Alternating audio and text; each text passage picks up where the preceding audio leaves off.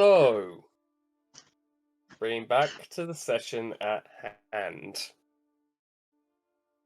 Last we left off, our group found themselves in a bit of a legal and civil debate with one Carl, the Imp, or Carl the Flayer, or Carl the Impaler.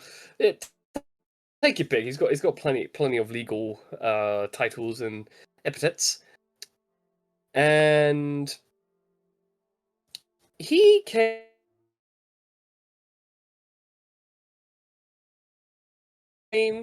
upon and informing James of the updates to the court hearing and the court case that's coming in the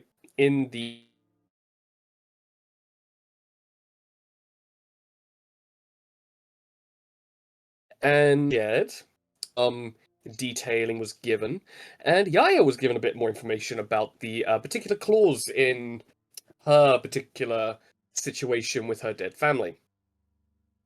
And Carl also revealed that one of the ways to deal with said contract is to find someone who can make a contract of equal value. And put it very plainly, that a person of equal value would have to be a deity. And so, our friendly, local, oracle, and nature druid, our Whoopsie daisy. Yeah, the whoopsie daisy, as we're now as Daisy's now calling herself here, decided to use the deck of oracles to ask a question through divination. I was just gonna see if I could get in touch with somebody. Yeah. I wasn't. And wasn't intending of who was going to return that call. Also wasn't intending us to all be shot through like Yeah, but here we are. flames and end up in this Yep, and interesting place. upon a few dice rolls, it was revealed that the individual that was awoken and is the potential ally, quote unquote, is the one, the only, the personification of lawful evil incarnate, the Bleak Emperor. The god of the hells and the god of laws. He makes them, and he enforces them. And he awoke to a rather massive war form, as that is what he went to sleep in. And then he awoke and turned himself into, well, a much more negotiable form. With a long red trench coat, a brooch that has a literal or figurative spine in the brooch, a walking stick that you could imagine might have a blade in it, two massive horns coming out of his forehead, and curled up black draconic looking wings, as he has noted that he might not be in the best form as he is just waking up. And upon sitting back in a chair made of bone and souls, as they literally formed up to create a seat for him, I believe what he said was, "So, let us make a deal, shall we?" And that is where we left off. So, the smell of sulfur and brimstone is in the air. The molten, flowing lava river that is surrounding all of you doesn't produce heat, but you do see faces, bodies, writhing in pleasurable agony. Oh no. Some are riding over the other to try and reach for the Bleak Emperor. Some are reaching for you lot. But they are about 30 feet out of reach, but to them, you might as well be right in front of them.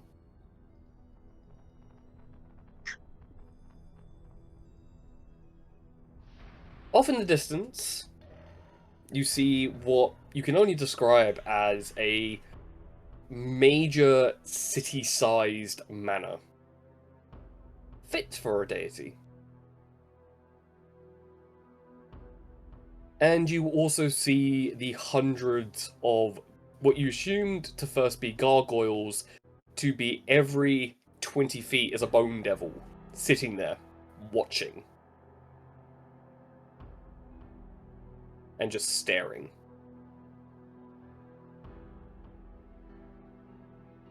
And the Bleak Emperor sits there. His eyes glowing with... But you know, we'll do something fun here. How about all of you bar Richard roll a insight check? Because Richard is not there at present. We'll get to where Richard is in a moment. Also, to everyone, say hi to bar the group. We all know who he is. We have our 5th player back with us, and we're very happy to have him back. I'm scared of all my dice. I've got 8 dice sets here, and I'm scared of all of them. And as you all rolling that, he sits there going, well, hold on a minute. In my dreams I saw 5. Why do I see 4?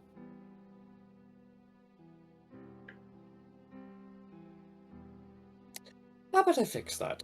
And he clicks his fingers, and Richard, you were walking back, about to get to the map, like, you were on your way back, cursing and wondering what the fuck had happened, and then in a brief moment you get a flash of warmth, and you're standing in front of a lava river, and you see everyone! And a very terrifying individual sitting in a chair. What the fuck did you guys do? Daisy did it. Where the fuck did you go? I'm sorry. Also, welcome back, Richard. It wasn't me, by the way. I did nothing. For the first time, Right. actually, she's telling the truth about this little thing. She did I a think few other that's what things, surprises but me this the one's most. actually... He didn't do it. I think you've got some She did other explaining to things. do. Where did you go? Where have you been? Yeah, The is completely ignoring the Bleak I was Emperor saying- at this point. yeah. Maybe That's now is not the an best time for this. I rolled a 13, so I got 14. Okay. I rolled a 2, so I got an 11. Okay. It's great. It's wonderful. Mm-hmm. And Yaya? I rolled a 19, so I got a 22. Okay. And Daisy? I rolled a 10, so I got a 15. Right. Now that I'm here, do I get to roll one? Yeah, you get to roll an insight check. The person with the highest bonus rolled significantly lower than anyone else. Yeah, I should have been scared of your dice. 21. 21. Okay.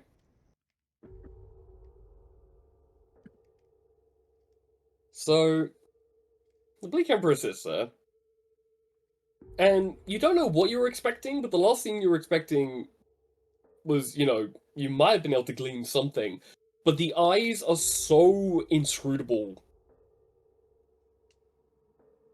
that the most you get back is the sense of hunger. Presence, pride, and just looking through all of you instead of looking at you. I do apologize picking you up on the road, Richard Thane. But this requires a whole group ensemble. And I'm always a big fan of adventurers, so...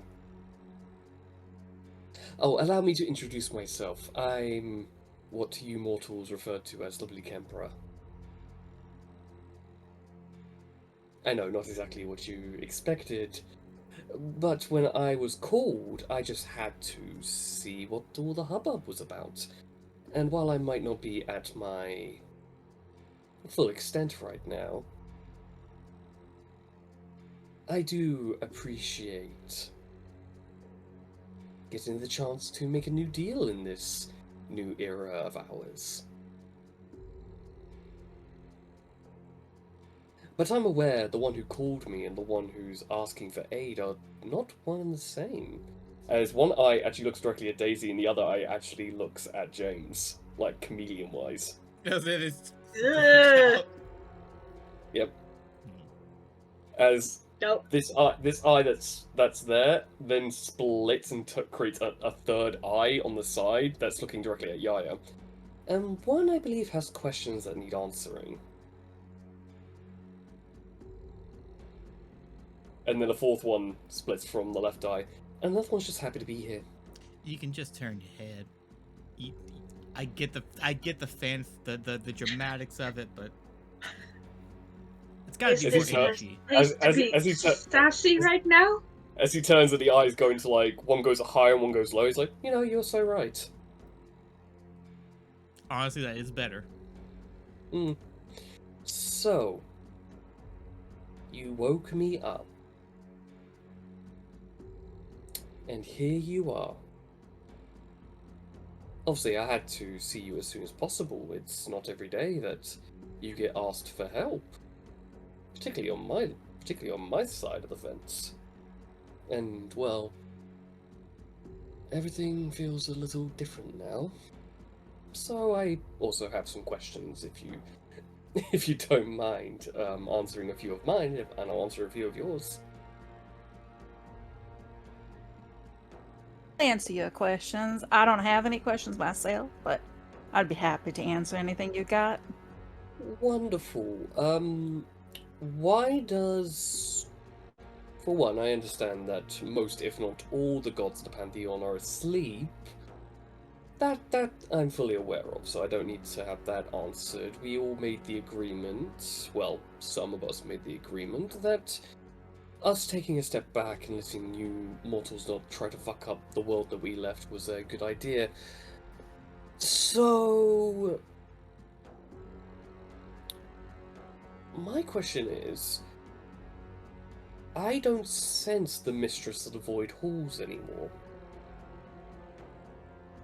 Pray tell, where is the Lady Una? That I'm not quite sure of. I'm fairly certain she's asleep, but someone has usurped her throne in her absence. Come again, Mr. Burton. A certain fiend has decided to enact. Oh, what was it? Carl, what was the name of that? The claws. Carl is hiding behind you. Yeah, I'm like right looking now. for him. Like, oh shit. Hello, your lordness. It was known as the Regicide Clause. Yes. The regicide claws. Good morrow to you, sir. It just goes back to hiding behind James. At which point, Yeah, I think we all just kind of want to hide right now. and the Bleak Emperor just looks down at between your legs. James just goes, "Oh, Carl, who made you wear that tie? It does not suit you." That would be. So That the would be- regicide Yes, regicide yes. clause. Oh, Zaza has grown a pair of balls, has he? Well, I don't know if it's growing a pair of balls. He took over an empty throne from a sleeping god. I see. And as he's doing that, he has a calm veneer, but 3 volcanoes in the distance, you see them erupt in a violent outburst. Noted. Okay. Now, pray tell, this... well, he goes by Asmodeus now. And you, Mr. Burton, seem to have your soul in 6 different places. I don't know about 6. Well, a part of you is here, courtesy of Una splitting part of your soul with me. What, you don't think that there weren't deals between one of the most lucrative souls out there? Cool. So I was piecemealed off and traded parts Well, away. well, it was either that or I absorbed her realm and gained your contract anyway, so... So you'd be happy to know that a quarter of your soul, it kept the void halls around. Joy. And additionally, on top of that, a part of you is on the material plane. Precisely the moment you met one of my children, there was another particular moment that is stuck inside the void halls, which is linked to your contract, which is obvious. There's a part that belongs to your ex-wife. There's a part that belongs to your daughter. So yes, it's split into several different locations. Fair. The issue I'm coming to. Are you called my contract a lucrative contract, so you are aware of the contract, right? It's coming to me in bits and pieces right now, but yes, I'm aware. I am the creator of deals, after all, so there's not a single deal that gets made that I'm unaware of. Much like yours. Looking at Kitty. I don't have any contracts. Oh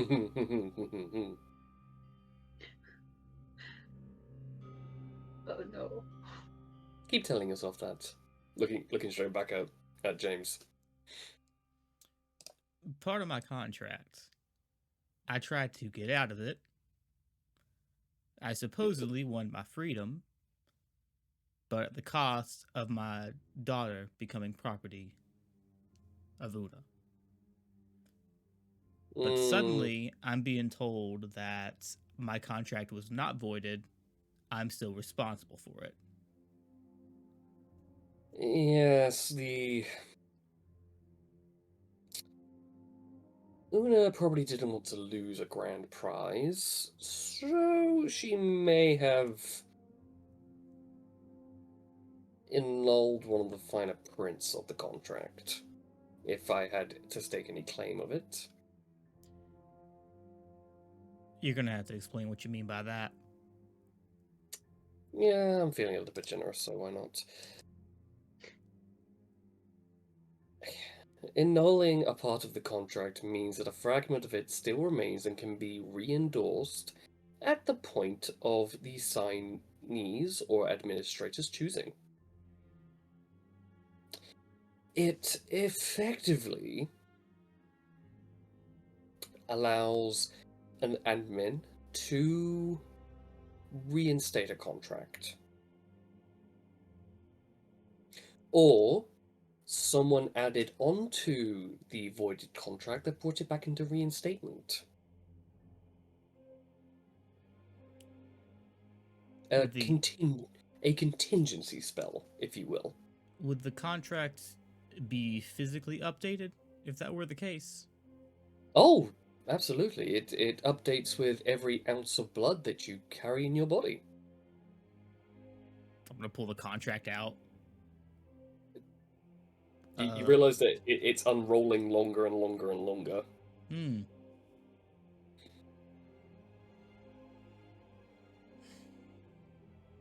Why do mortals never, ever, ever read any of the fine print? In my defense, I was not given this contract until recently.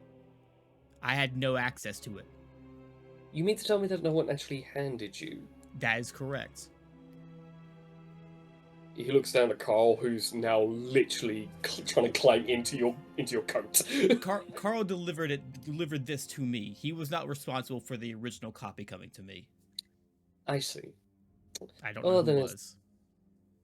Well, every single individual gets a copy of their contract, whether the admin decides that they should have their contract or not. So, the fact that you didn't receive it means that there was something that happened under my nose, which I am not a fan of.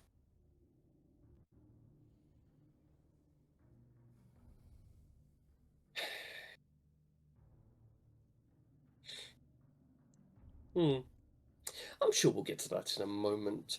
But the rest of you, not entirely sure what claim you have to be here. And like I said, I enjoy adventurers, but unless all of you wish to know the secrets of the universe, or anything of that kind, it's up to you. I'm sure there might be someone here who might be interested in tracking down a certain someone who took a certain someone else. But then again, I am a busy deity. Your Imperial Majesty, I'm interested in freeing my people who got betrayed by my brother.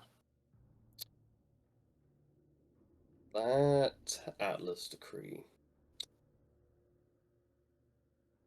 And I believe there has been a degree of underhandedness going on in that one. I believe Carl is also the expert on this matter. Carl's like, yeah, that be me. Yeah. Which point, Bleak Emperor? Carl, it's fine. You're not in any trouble. If you were in trouble, we'd be having an entirely different conversation as all four of his eyes flare with hellish infernal. But you're not in any trouble, my friend. Of course not. You're actually doing your job, which I can't say for most of the imps now that more knowledge is coming back to me. It has been, 6 material months. Not long. I guess all of you were running around like headless chickens without us. Interesting. But to answer your question about the underhandedness that came with the contract that was signed, I didn't bless that contract. Each contract I bless. Each contract I go over. And since this one was done while I was asleep, well, let's just say it's classed as blasphemous. As soon as he says that, a massive amount of crackling lightning goes across the entire sky. And you watch as those people who are writhing in pleasurable agony stop and start cringing and swimming away from the bank.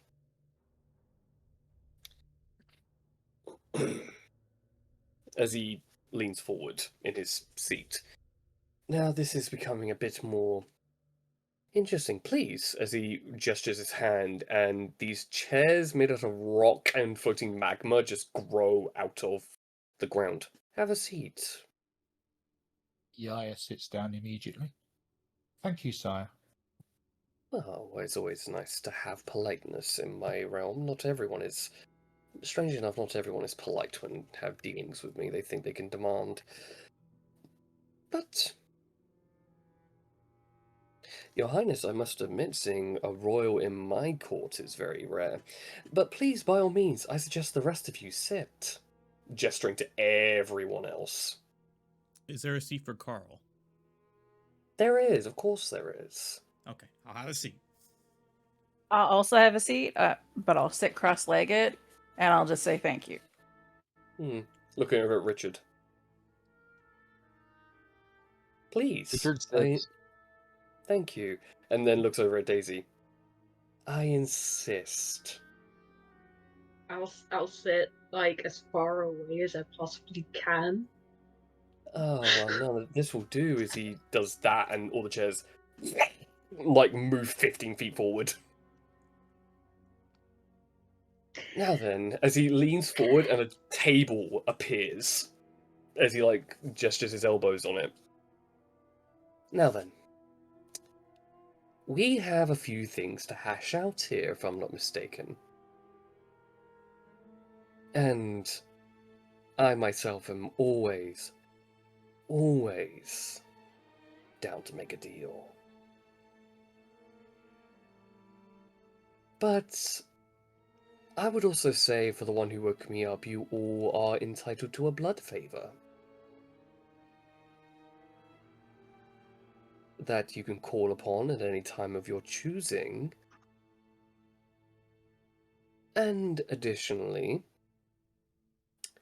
I will be happy or content to answer any questions that any of you may have burning in your grey matter.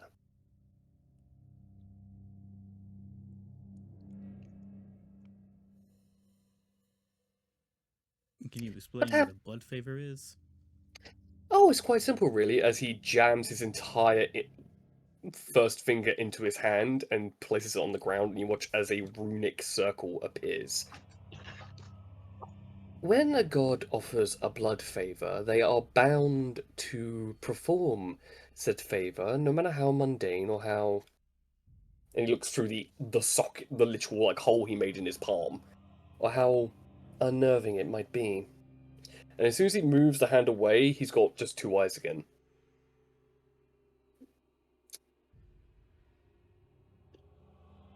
You see, it's a bit like a blood pact, and any deity who swears such things doesn't give it willingly. A great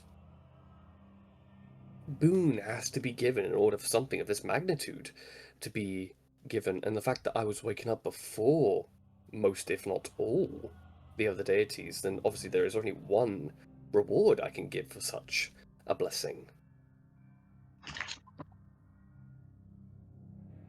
So it sounds as though this would be the benefits of a contract without the drawbacks. Would that be the case? Again, none of you read the fine print. The drawbacks come with the very common that comes with the Decree of Atlas. It's how they've always been. It's how it's always been, and how it always shall be. The admin has to always receive some benefits when it comes to the signee signing the contract. There's a give and take, obviously, and deals have to be fair, and obviously depending on who you ask, there's always loopholes that my children will always try and find that I find as he scrapes a long fingernail across the table. And it does sound like a fingernail down a chalkboard. Yeah. Yep. However, you watch as a new lava river appears, going cracking all the way down from a volcano into the lava river nearby. I find that quite distasteful. Now, a blood favor can be an abode, a bastion in my realm that you can retreat to. It can be calling in someone to answer for a crime they may have committed against you, and I will send bloodhounds to bring them back body and soul for your questioning, and they will answer one way or the other. Or jinxing a person is another one, which I find quite fun. And it just gives someone a bit of bad luck for a little while. Or forever. Or they reincarnate and they cannot die fully. And will continue to having that bad luck.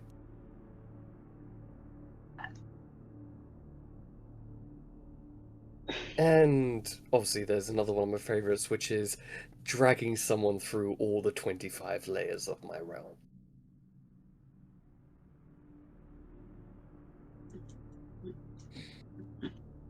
As I have such sights to show someone who deserves that level of attention, because I handle that personally.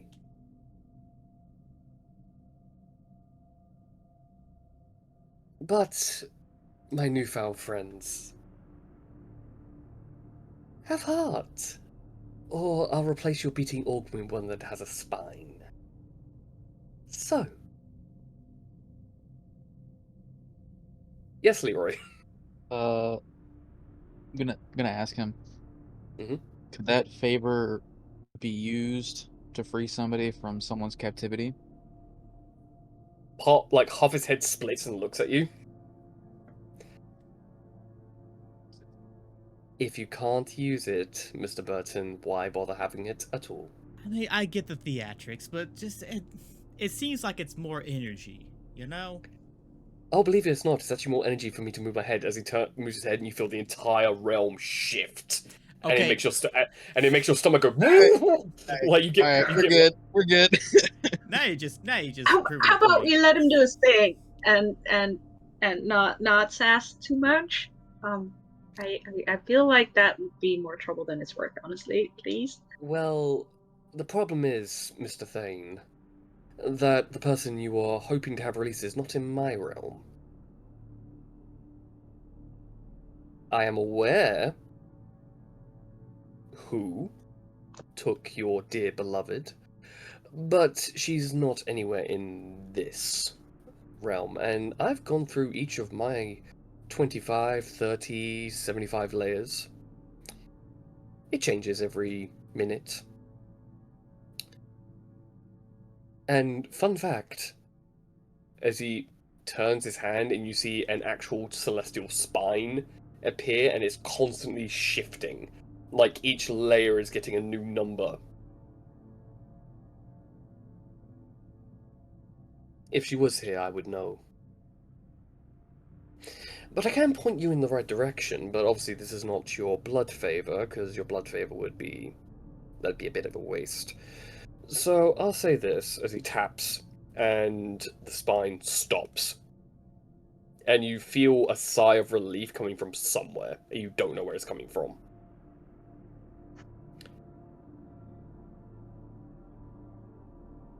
You would be looking for a different realm altogether. And one such individual might have more information of where your beloved has been absconded to. And that would be, well, if I had to hazard a guess, it would probably be one of the ones of chaos and instinct. A different deity altogether, in a different realm altogether. Why and how, I don't know. However, as he cracks his neck and you see a writhing amount of chains appears and two red eyes appear. I believe you owe someone an apology, Balgara.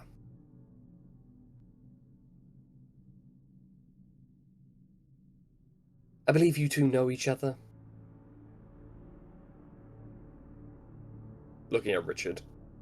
Mm-hmm. Yeah. Now, I'm feeling generous, so what would you like me to do with him?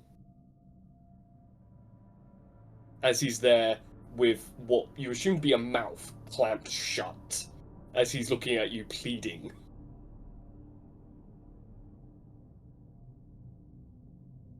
Ask him some questions first.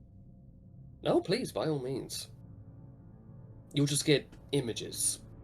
After all, he's not in exactly a very vocal mood as the chains open and you see his mouth is entirely fused. Oh, okay. Yeah. As one normally does. Yeah. Well, I mean, he was spouting such nonsense when I went to collect him just now. What kind of nonsense? Well, that I wasn't real. Could you imagine such insult?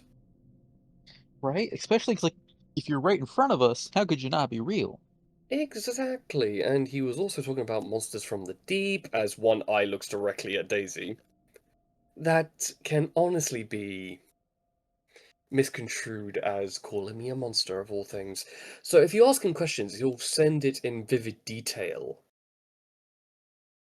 on what you wish to know. So I'll look at the chain devil. Why did you take her? You see him like looking down, and at which point a rather sizable like Amorphous tail just wraps and starts coiling around his neck and gets him to look at you. Please be a good little imp and answer the question before I decide to melt your entire chains. You're making me look bad in front of potentials. And you get a series of images. A contract being signed. A malformed hand wanting your girlfriend's name, time and place, utilizing the Hellgate openings as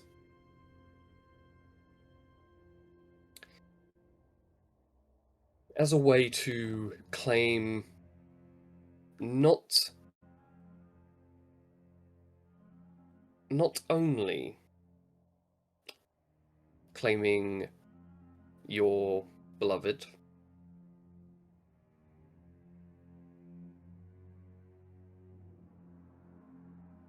but taking 999 others, not just her.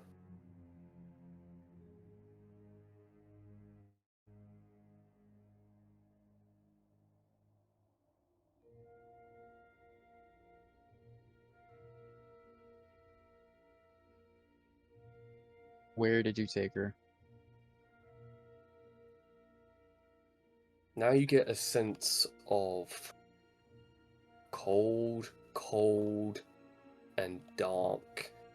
The taste of sea salt in your mouth,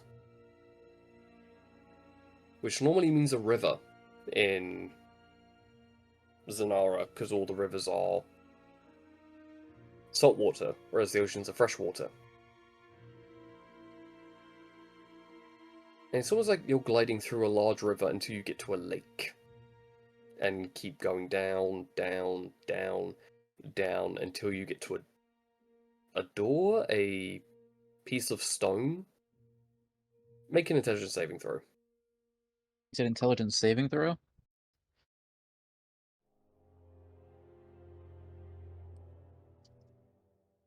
$11. 11. You take 10 points of psychic damage as you look at a runic gate of deep speech.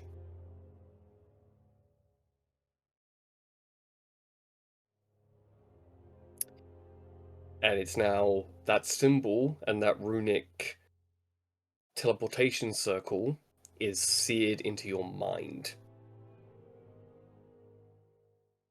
And you take a point of madness.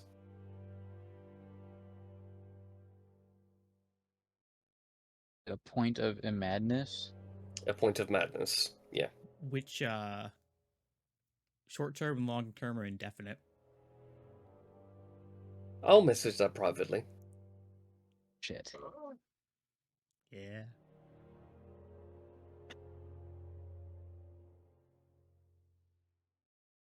So,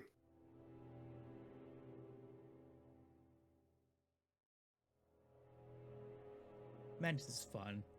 Sometimes it makes shit into a murderer. mhm.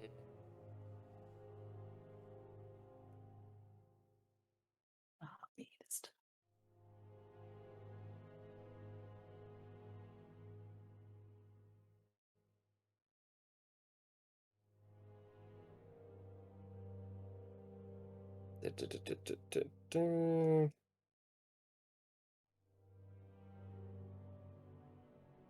Okay, Richard, go ahead and roll me a D100 and D10. Okie dokie, okie dokie. It's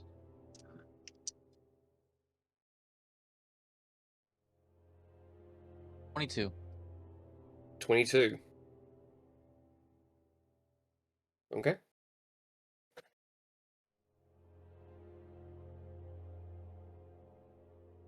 I keep rolling a lot of twos. Mm-hmm.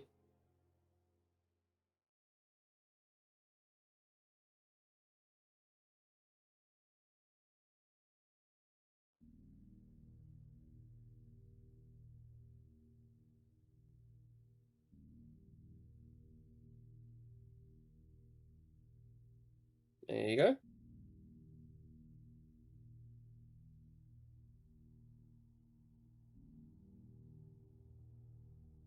Okay.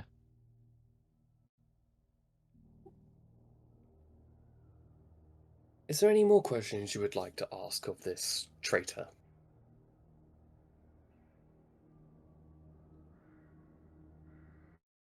None that I can think of.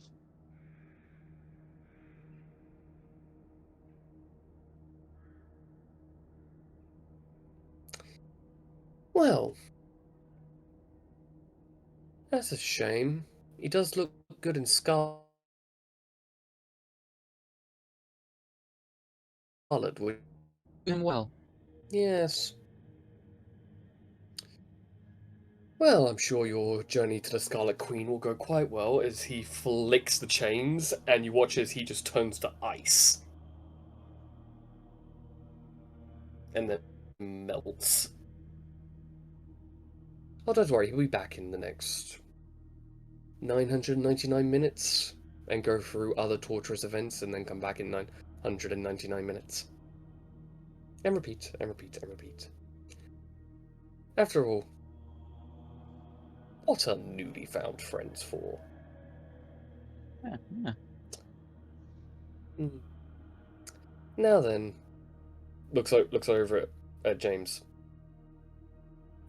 Any questions you wish to have before we get started on our tete-a-tete?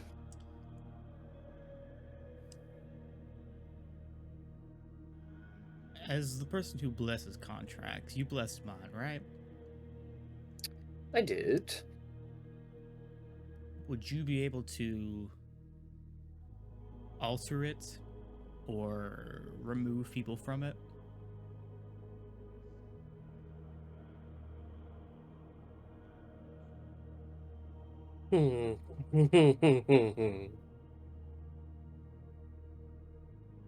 Apologies. I don't mean to laugh. Just sign the deal! And all deals are final.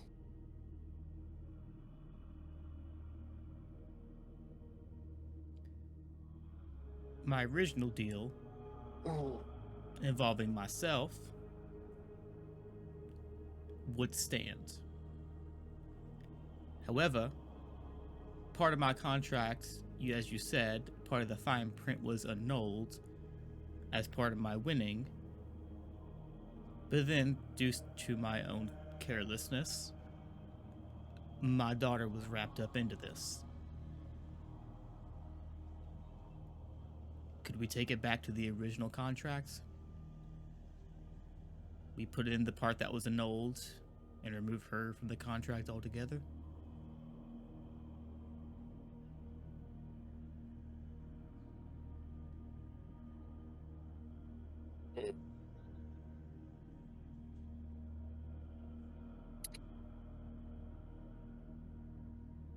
I can, but I'm going to need something. What do you need? Your last breath. I'm gonna need. Listen. I'm gonna need something not vague. Oh no, it's quite literal. I wish to place my hands around your throat and strangle you until death. At which point? Until you expire. Sorry, my poor phrasing on my part. But, I mean, would that be now or at a time of your choosing? Now.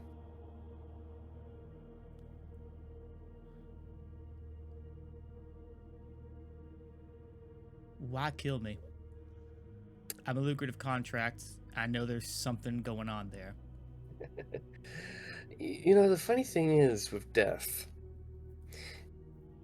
any contracts go back to their original bindings when you die. So anything that gets added on,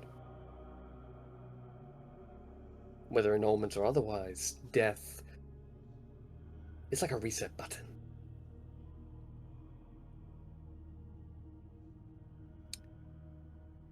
And so, by the terms of contracts that I bless, death is the thing that allows it to return to its original state, without any add-ons, annulments.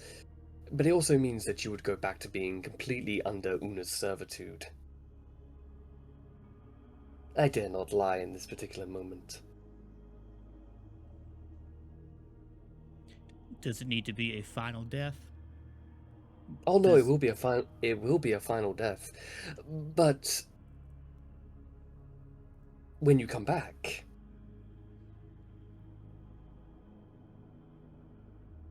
looks at Kitty as she's making a very concerned face. But you do not believe I would just keep him dead in my realm? Oh, I was pretty certain you would plan to raise him because I'm kind of used to hearing people die and raise and whatever else happens, kind of normal thing. I'm just waiting for the next shoe to fall, as they say. Well, your knowledge of lichdom is not what I do here. I'm more finesse rather than sloppy second-hand work. Yeah, I'm not real familiar even with that stuff because, well, I only recently found out about their tendencies. Oh, that's strange, considering they've changed your body multiple times. Do you honestly believe that is your original body? Strange. You said that there was a contract with Kitty, and yet she Yes. doesn't seem to know of this contract. So does that mean that, as with James, there are problems with that contract? Oh no, that contract's pretty cut and dry. You see, handing someone over to any form of liches or archliches, depending on what's being asked or chosen for, there needs to be a deal. So what you're And saying is she's screwed by proxy? yes, And is it possible for her to regain control of her destiny? Her own path? well, yes. You'd have to go talk to the hag that made the deal in the first place. Ah, The one who kidnapped your friend Elizabeth Elwood here from the Shadowfell, the one who removed her from her original place, placed her with human parents, and then subtly convinced them to drop your companion here to the lich parents in the tree. All right, now what you're basically telling me is someone else is the actual holders of said deal and contracts. And I was never actually part of said contracts, other than the contract really is me. Oh no, you see that you're the contract of what's known as hag bullshittery, as the less layman term is. When two parents want a child, they tend to, and they can't produce a child, they'll do one of a few things. They'll go talk to an angel. They'll go talk to one of my kin or children. They'll go talk to a demon from the abyss and void halls, or they'll go consult with the fae.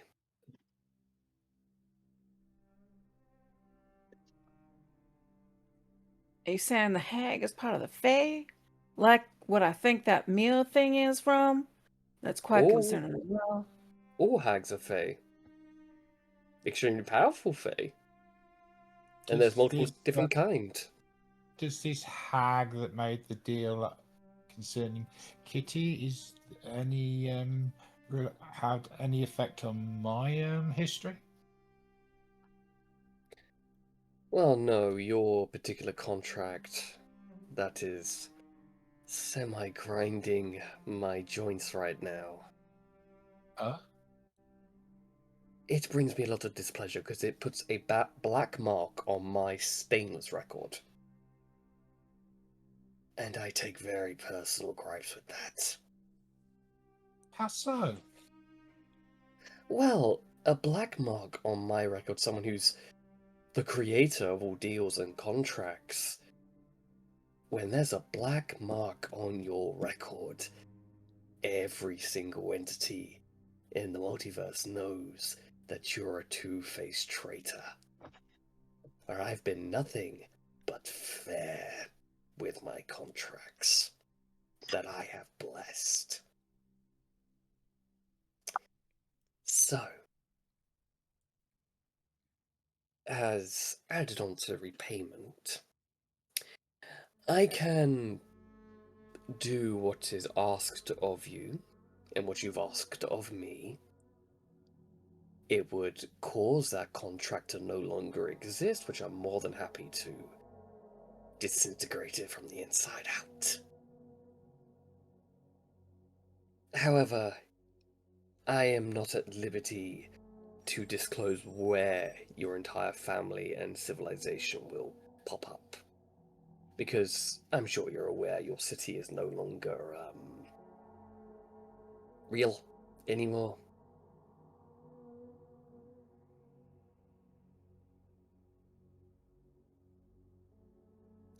I'll let you sit on that for a moment.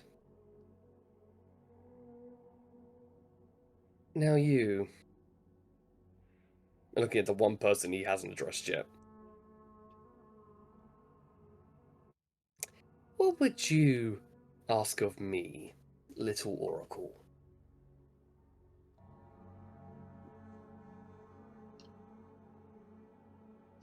I was just, I really, you know, I don't really know. I think I'm good.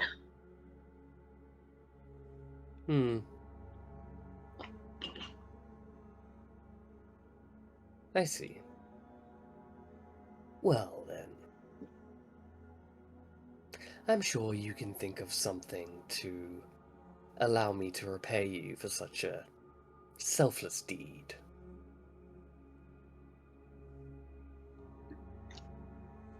And please, as you hear his bones cracking as he's digging into his hand, I insist on repaying debts. I do not enjoy being beholden to anyone.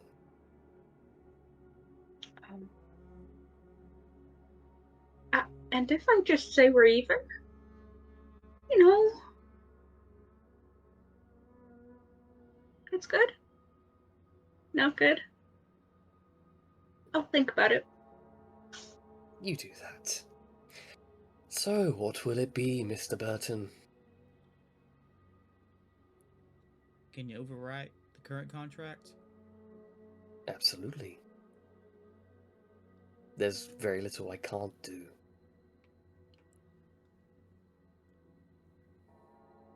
But when I bring you back, do bear in mind that, well, we'll be able to form an entirely new contract that will go equal to dwarfing the contract you have found yourself in.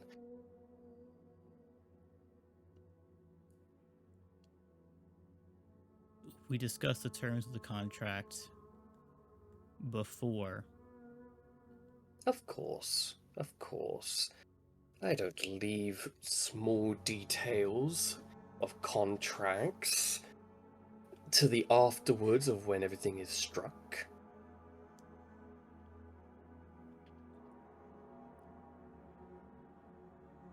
Fuck it. What would be under your care? A contract under you directly entail?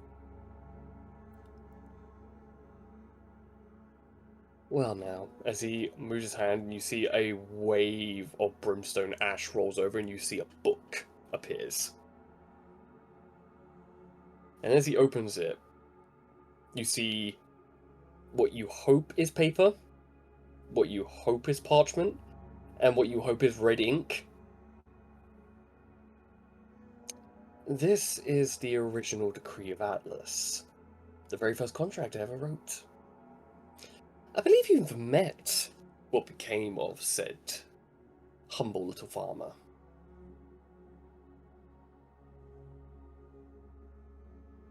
Yes, he was a farmer once upon a time. He had a brother. Addis... Amos? Argos! Yeah, Argos, there we go. Yeah, that Atlas. He was a farmer, believe it or not. He wanted wealth, love, and power. And I do love him for allowing me to write the contract, and he did make me quite rich indeed. And his name is known throughout time. It has given me so much power. I'm forever grateful for that. And making a deal with me is a tier 10 contract, Mr. Burton. Only 3 of its like exists. You would be the 4th. What would I have to do? Well, your last breath will form the contract. Your original body will turn into the contract itself. Your skin will become its parchment. Your blood its ink. Your bones, the quill. Your original body will be destroyed entirely, making this contract, and a new version of you will pop up from, well, looks down at the lake, the river of lava. Infernal reincarnation is a very interesting one, but if you don't wish to become a Cambion or anything of that variety, that can be arranged.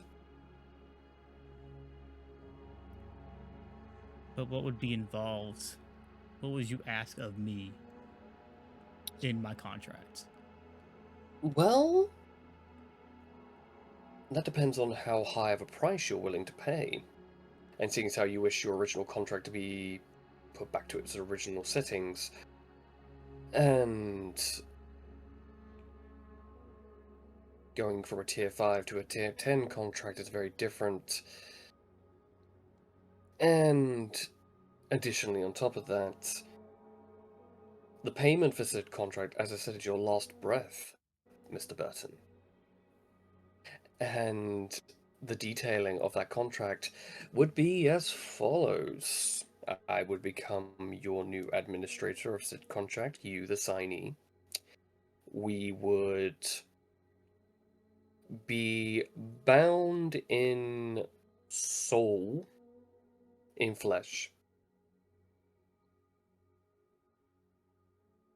I can call upon you if I see of a target something that you've done previously, and something of your kind and caliber I could definitely make use of, but I wouldn't rip you from your current circumstances. That would just be, well, unfair, and I'm nothing but fair. Or dealing with souls that don't wish to return or go to their designated place if they've been evil enough. It's mainly vanquishing evildoers, making sure the planes are behaving themselves, the rifts between planes are not going haywire. And what you would get from me is a direct communication, a way to summon my own personal hellhounds to your services, should you require extra aid or pack hunters. Or the more fun one, gain a bastion in my realm. A home. A place to call your own. And it will be phase-locked with the material plane, meaning it will exist in 2 places at once.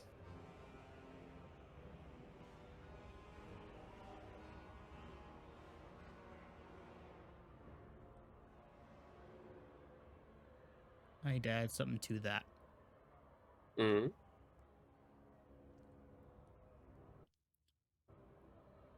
My daughter's removed from the contract, which we agree that would happen anyways. She'd be removed from it. Mm-hmm. She is to not be approached by anyone for a contract again. Ever. Ooh. That's a tall ask, Mr. Burton.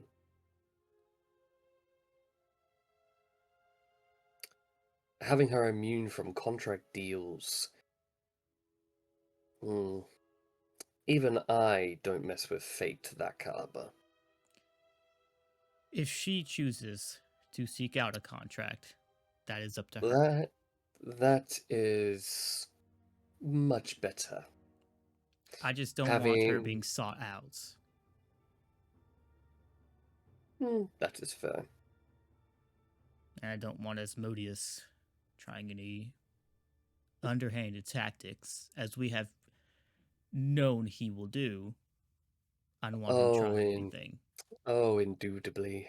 Which I look so forward to making him shit and piss himself in a courtroom.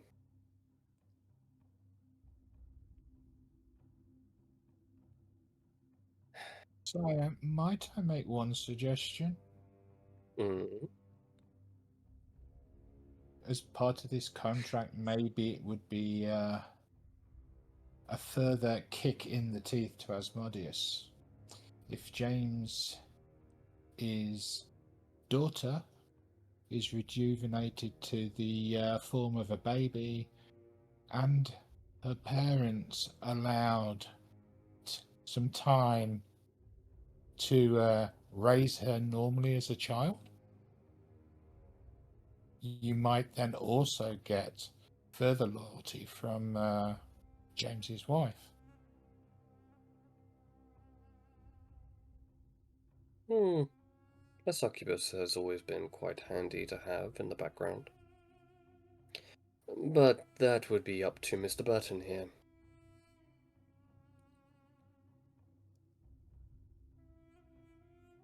I've already cost her too much.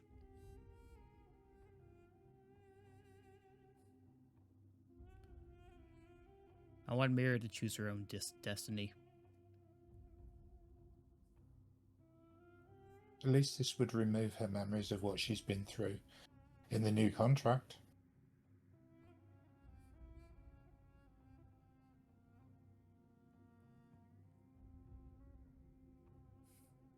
I can't make that decision. That's not up to me. How about we leave that a little bit blank until you have a conversation with her? A conversation needs to be had with both her and with my wife. Yes.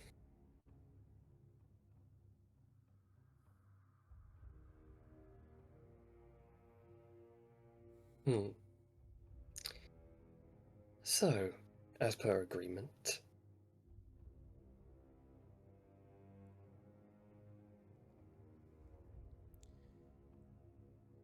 You will gain me as a hunter to chase down who you seem fit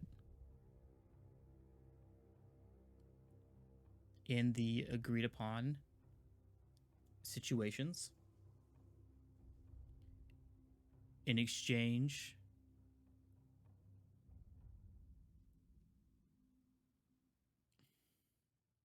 my daughter will not be sought out for any future contracts.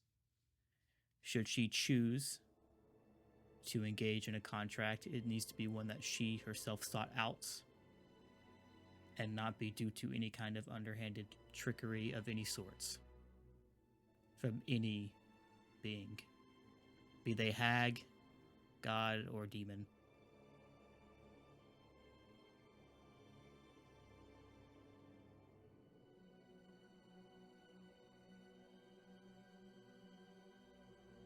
and should I call upon you, it will only be in rare occasions. I'll add that addendum. So you're not constantly on the move. We'll say, if something comes up that I think your particular skills might be useful, you can round up your posse and go do whatever it is that you need to go do. And then I will send someone to collect. once it's completed. Or I will personally send an avatar form of myself to come and collect. Which will rarely happen, but it may happen.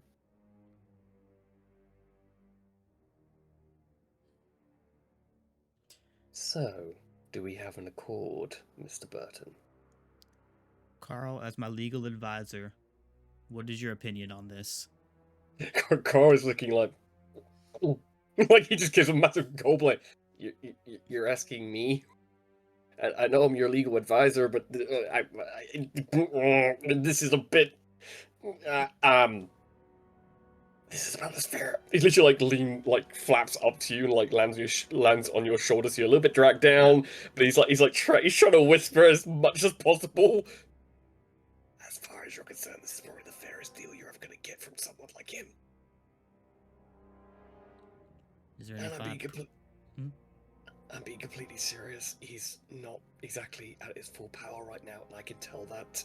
But that's rapidly closing. He might add clause if you don't agree to it anytime soon. Is there any fine print I'm missing? There's always going to be fine print, but we can go over that once you get it. Now bear in mind, fine print can literally be coming under the blood favor he owes you. Could I use that blood favor to alter the fine print? Do you want to die? I'm just asking. He will kill you slowly. He will make you watch as your daughter and wife suffer the exact same deals that you do.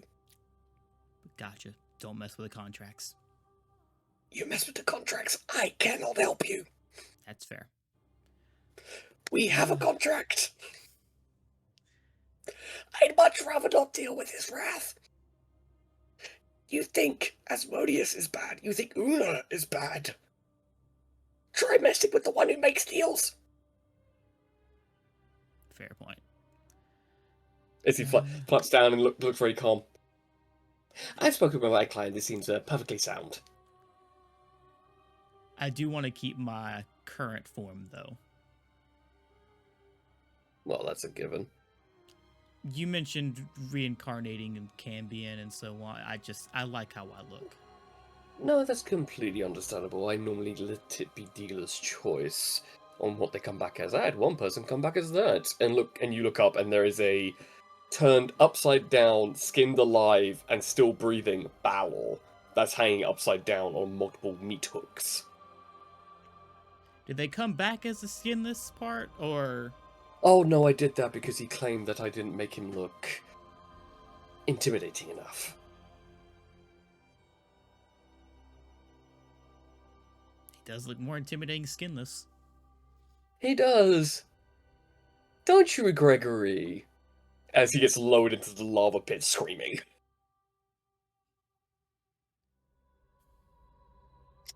And he comes back up and he's disappeared, and you watch as he reappears in that chain. Got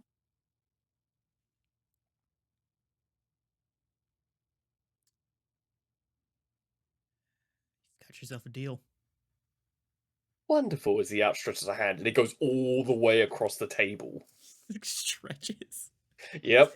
Literally, Pennywise level Yeah, just stretching. Yep.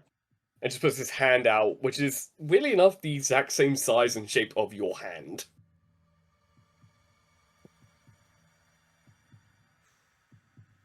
Shake the hands. You shake it, and he goes, and, grips into your forearm. And you watch, all of you watch, as something gets pumped in to James. And you're resistant to fire, James, and you feel like your blood is beginning to boil. And I say that's an outside resistance, not an inside resistance. Yeah, you realize he knew that, as he knew anything, and you realize, uh-oh. He told me he was going to kill me. I mean, yeah. Well, he told you he was going to kill you in a specific way. He didn't say he was going to inject something into your veins. Well, I have to turn your blood into ink anyway. That was more figure of speech, I'm not going to lie. And you start to feel parts of your bones begin to crack and shift and move. and you feel your skin starting to peel as you're burning from the inside out. Now, if all of you don't mind, as you all feel that you've been now locked to your seats.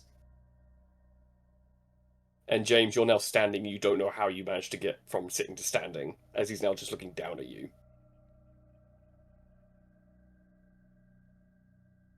It's been so long since this has happened. And he reaches up, claps your hands, and his fingers wrap multiple times around your throat. And I need you to make a Constitution saving throw.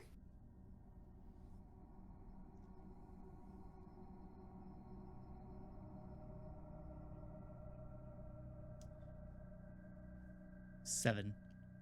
7. It doesn't last a minute. Barely lasts 30 seconds. As you start to panic. And you claw and punch and kick and try to scramble away. And you all watch as James is literally writhing and panicking. Until your vision goes black, you exhale for the final time, and there's this unlawful... And you watch as James's body drops to the ground and begins to shift into... Well, his skin folds away from the body. The blood turns into the inkwell, and the bones turn into the most awful looking bone devil quill. As he begins to write, as James's clothes are removed and cleaned and placed neatly folded by the lava river, his weapons get moved and placed neatly as well. It's the most macabre, like, cleaning. Until you watch, he looks down going, all right, and he kicks the body into the lava. As he begins to write, and James, you climb out of that lava river in more pain than you've ever thought you'd be in. You feel your horns growing, like at rapid pace, your skin forming itself and growing from the stem cells. You are literally... You would not want to feel this experience ever again. I'm feeling And the nerve endings grow. Yeah, you're literally feeling the nerves going from your spinal cord all the way across your body and attaching itself to all the different places that it used to be. Like, you know you're you. You know this body is an exact replica of you. You are you, the original you, just in a cloned form. And you feel the skin growing from your back and ribcage. You feel your tail growing, which is an even more uncomfortable experience. The horns growing exactly how they were. You literally feel the itchiness of your scalp as the hair begins to grow out again. Fingernails being grown, to the point you're now laying on your back, literally shaking just from, like, the aftershock. 3 seconds ago, it all went black, and you saw nothing, and now you're back breathing. But you saw things of, this is what awaits me when I die. You saw what happens when a soul dies in the 25 layers of hell. You went through every layer. The original 25 layers. In seconds, but what felt like eternity.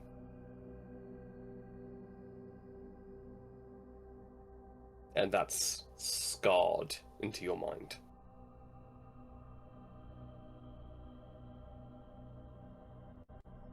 Weirdly enough, you don't have alcoholism anymore. Your liver feels as healthy as it's ever been. Like, brand spanking new. Is he still blind in the one eye? No. Any ailments, any physical injuries from the original body, it's all gone.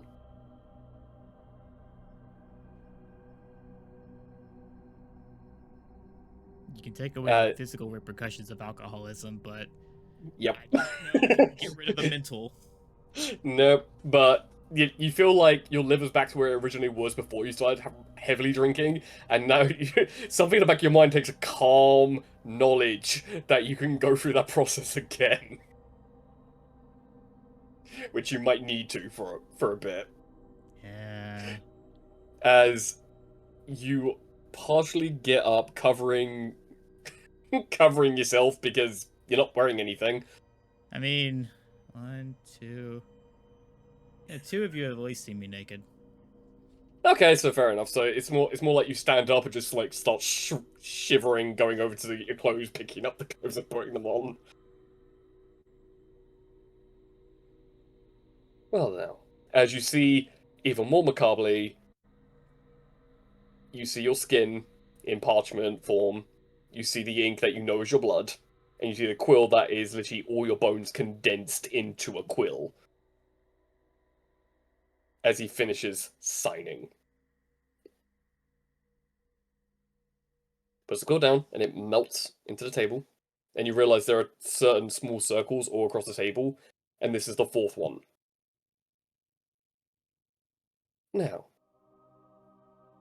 on the next blood moon, which will happen at the end of this month, you'll receive that contract, a copy of it. And I will guarantee that you get a copy of that contract.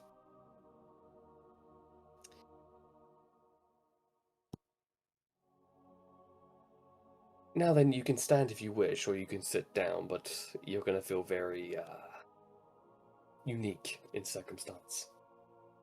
Definitely sitting and definitely like spacing out hard. Yeah. At which point, he looks over at Yaya. Now then, to another situation. As I said, I'm more than happy to dissolve and disintegrate that contract from the inside out. But that would mean disintegrating you from the inside out. So I can't do that.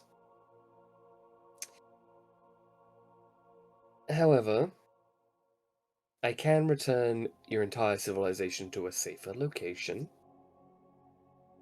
But that would be considered your blood favor. As it's me going against my very nature.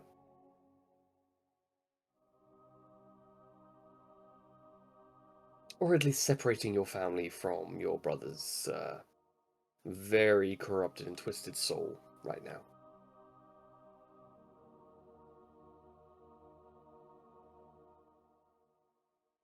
But that is up to you. They are my people, their safety and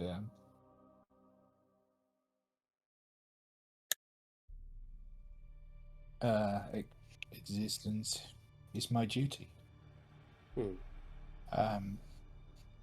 They're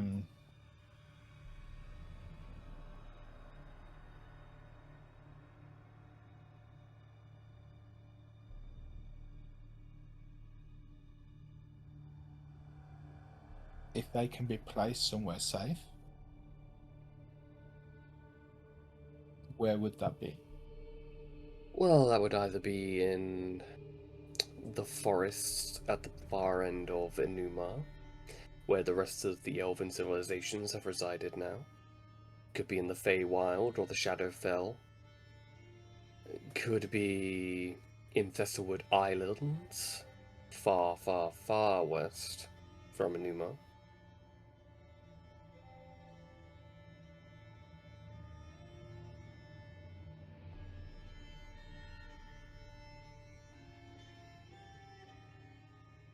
Could be on the island of Galadium, but that's an option.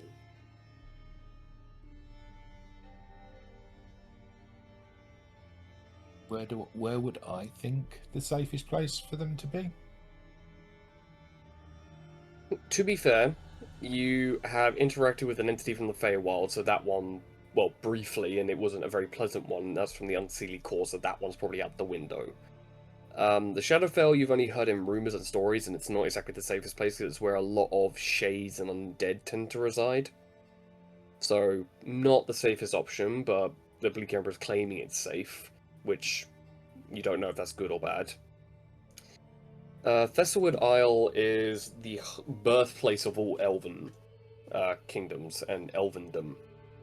It's where the species was originated from, and it is the homeland of all elves. The safest place on the continent of Enuma is the Elven Kingdoms, in the southern forests surrounding a singular mountain of Draxum, which is rumoured to where a draconic council was held, and where what's known as the Platinum Sea is located, a never-ending, like, massive vault of platinum and other riches beyond anyone's reckoning. That's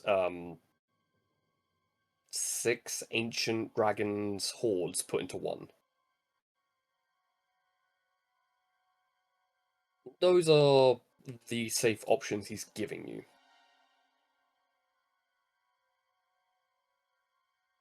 I think she would.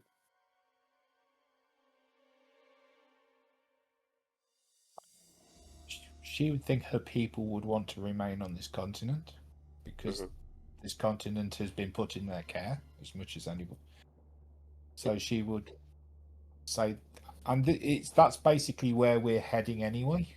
Yeah, I think it's where Mason said everyone would be the safest by visions he's seen in the waters.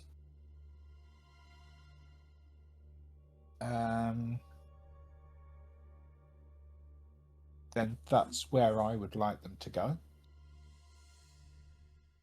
Done. I would have one final request. Mm-hmm. I would like my brother. You can do whatever you want to him, but I would like at some point, after you've had your fun to a degree, to have him returned to myself and Lord Vampire, and between us we will think of something more poetic to punish his betrayal of my people.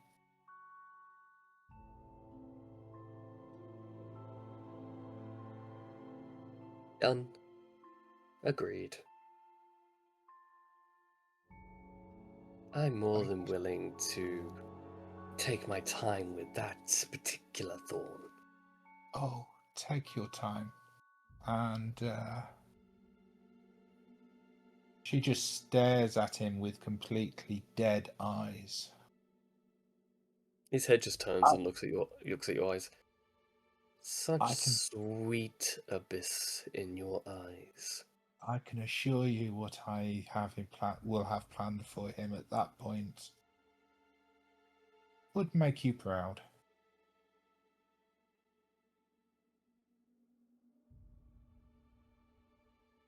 Make sure you hold to that promise.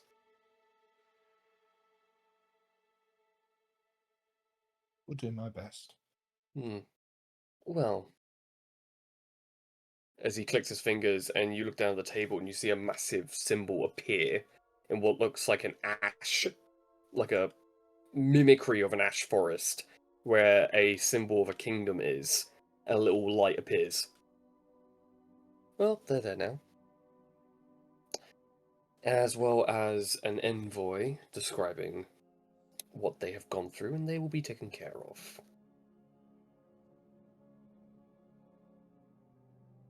Now, as for your brother, I will find plenty of personal time to see to him. You have my word on that. If he wants to play with the devils, he's going to have to learn the consequences of that particular decision. Because now he's playing with the big boys, and he's going to have to just deal with that.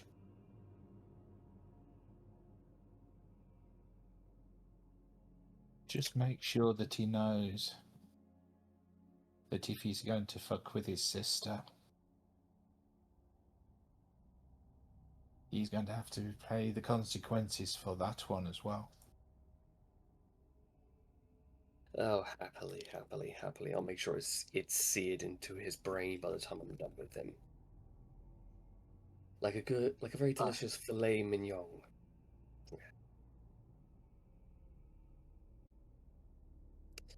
Now, I sense a few burning questions from a few of you.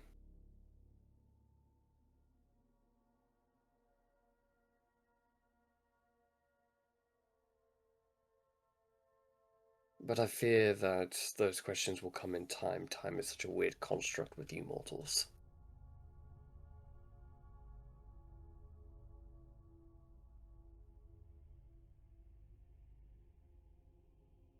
Well, if there's nothing else.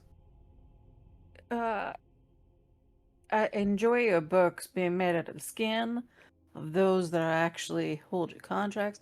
It's quite interesting and fascinating to watch, really. I mean, it was quite interesting. I suppose for most people, they would have found that quite, I don't know, disturbing or morose. It was just interesting.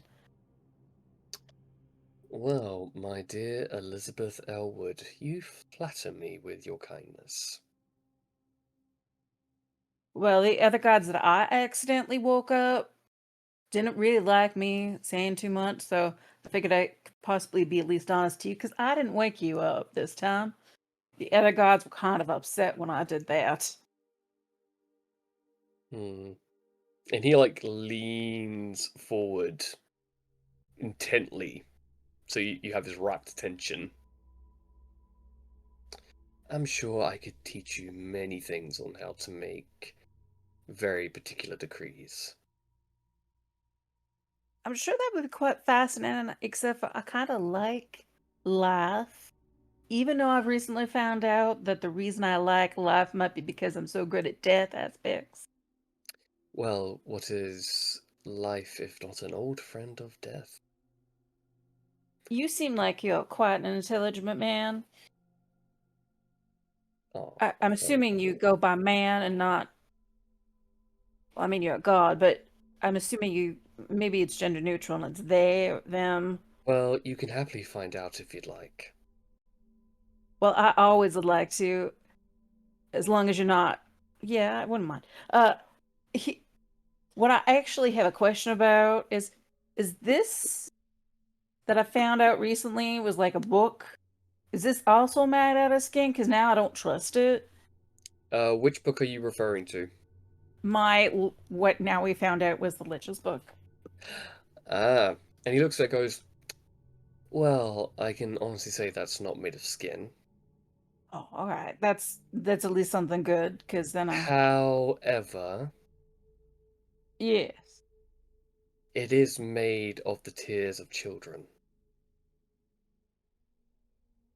Now that is interesting.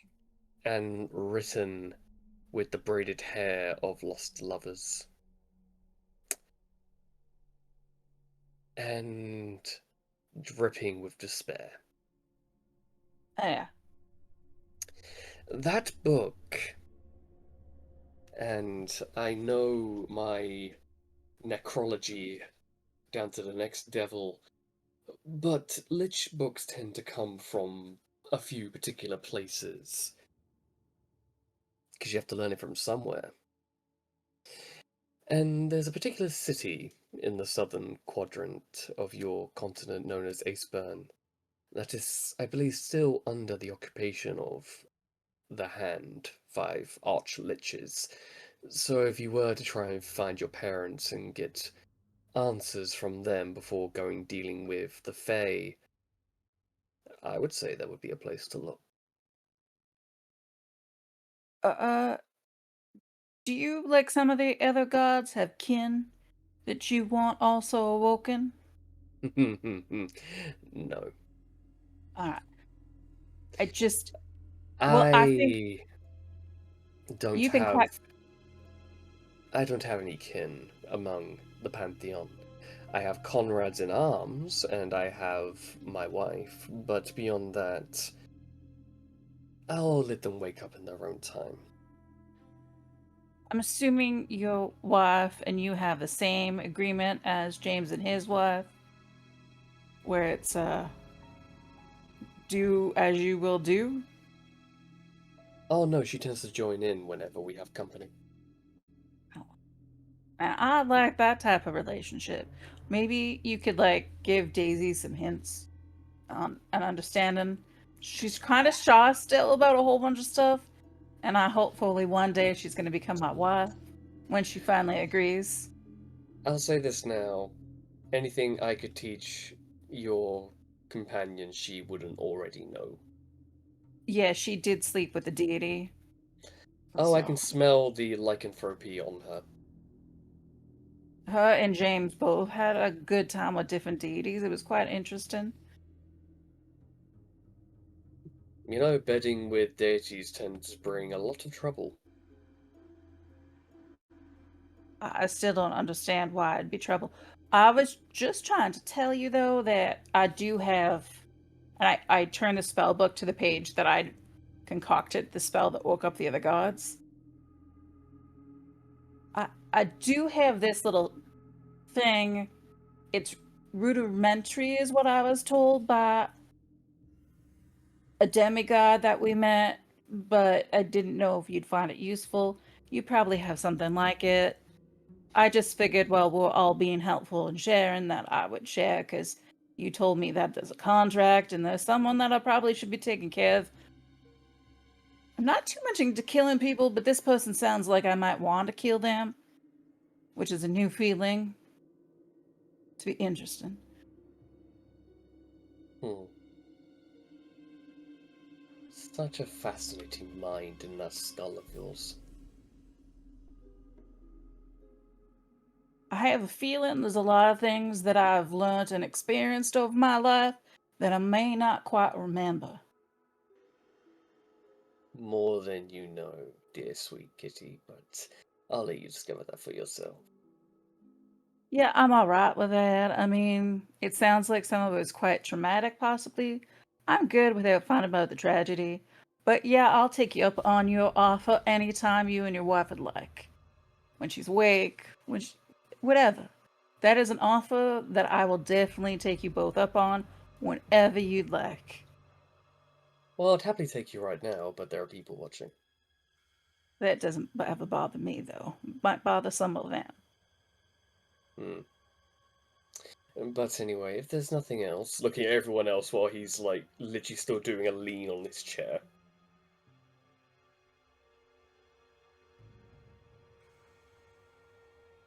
No more questions, no more thoughts on what I can provide for any of you. I'm just trying to Oh, shrink away and just be invisible. oh please, do not skulk away, little druid. No, I'm just. I'm sure you'll call upon whatever blood favor you require of me eventually. How would we go about doing that? Oh, well, he looks down at the symbol and the symbol starts glowing. You simply have to draw the rune that's in the center. Then we'll meet back at this table. We, as in all of us, or the person making the deal, or rather. Oh, the person who's asking for the blood favor to be put into full. However, if you wish to have everyone show up, then I would assume that all of you would have ideas of what to do with your own blood favor. Great, one-on-one. It's just delightful. Oh, I can be very delightful, but I can also be unpleasant. I'm gonna shut up now. Could that sigil be used to further discuss my contracts? Specifically, Oh, the when part it we left blank. Oh, when it comes to that particular interject, you simply have to summon Carl, and he will set up a dimensional rift between us. Gotcha. Seeing as how I don't make these type of contracts very often, I tend to take a more personal approach to them. It's much more simple that way. doesn't leave anything out. Anyone can misinterpret certain things. It's better to have everyone in one place.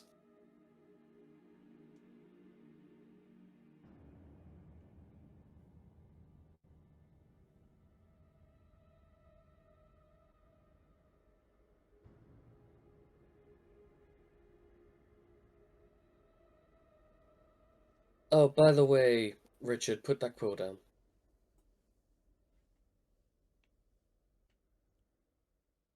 Put that quill down.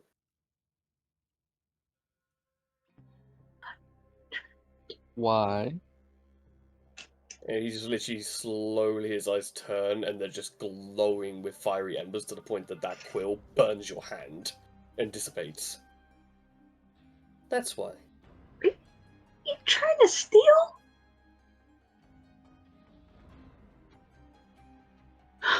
Was that my quill you were trying to steal? Well, it was a quill. Who can say if it was yours? No, nope, shutting up. I found it sitting here. Yes, but was it in an ink pot? It's irrelevant. I'm sure.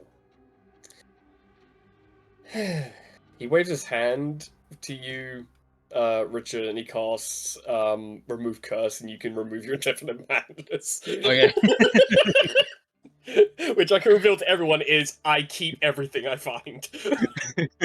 Honestly, that would have been really good for a rogue wizard Yeah. class to have.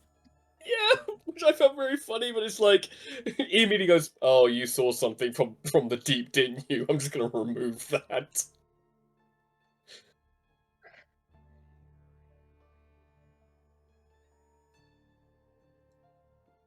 Now then, funny enough, it's only been 5 minutes in your world. Felt like hours? No, just 5 minutes. But for any of you who wish to have a personal meeting, I'm sure I can arrange that. Don't you fucking dare, kitty. I may have been thinking that once we catch the hag that made the deal on me that he could have the egg. That's Figured it'd be a nice gift.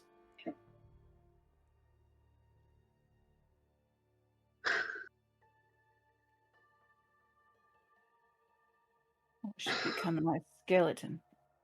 Get practice raised. I mean, George does not have a companion anymore. Oh, and I'll say this. As the 10 rounds are now up, and you get a feeling that the entire realm has shifted under its master once again. As I'm going to remove the stat block I had up for the Bleak Emperor for the bit of time. oh no. To give you an understanding, the Bleak Emperor was in a weakened state enough that if you wanted to fight him, you could have. Yeah, no. What purpose would that serve? When you met him, Yeah. he was CR0. Nothing good would have I come think of we that. could have knocked him right back to sleep, basically. Yeah. Yeah, No. he would have woke up eventually, though. I Mhm. thought about it. When he was starting to choke out James, I thought about hitting him with the sleep spell. Yeah, by that point he had over 600 hit points. Yeah. I figured. Mm-hmm. Did you have like You a went from counter going of like, Yep. yeah. Yep. Yeah. A Literally, minute, basically. as the conversation was going, he was just going to keep talking and talking and talking and talking and talking until he got all his amount of his immense celestial power back. Well, this sounds great conversation. I think killing a god has more repercussions than letting him live. Just a bit. So just because we would just put him to sleep, we would have even killed him. No, we would have just knocked him out. We might have Yeah. done because we were on his own plane. Mm-hmm. Well, the entire realm would have unraveled, basically. Yeah, that would have been a success. Mm-hmm. As he then leans forward and goes, "So then, my new dear friends, I'm sure we'll catch up. I look forward to watching all of your exploits in the coming years."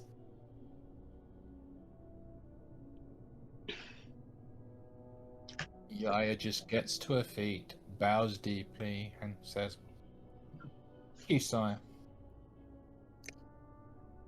And he gets up and he does a low bow. "Good day to all of you. A pleasure doing business, and a pleasure for future encounters." I pick up George and I just start petting George, and I'm like, George, well, you're not gonna be like him, and just remember now, you be a good boy. Oh God.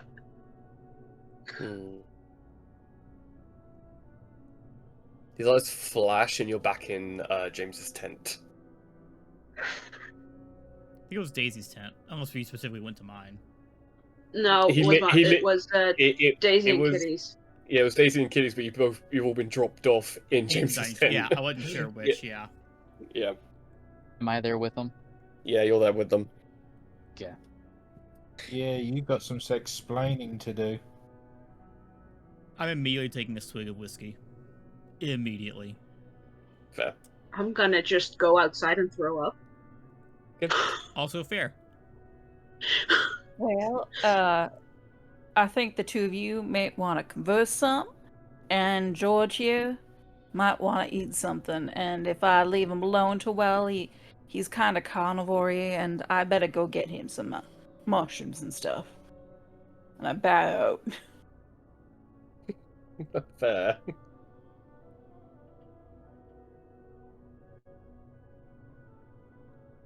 It's Richard and Yaya together.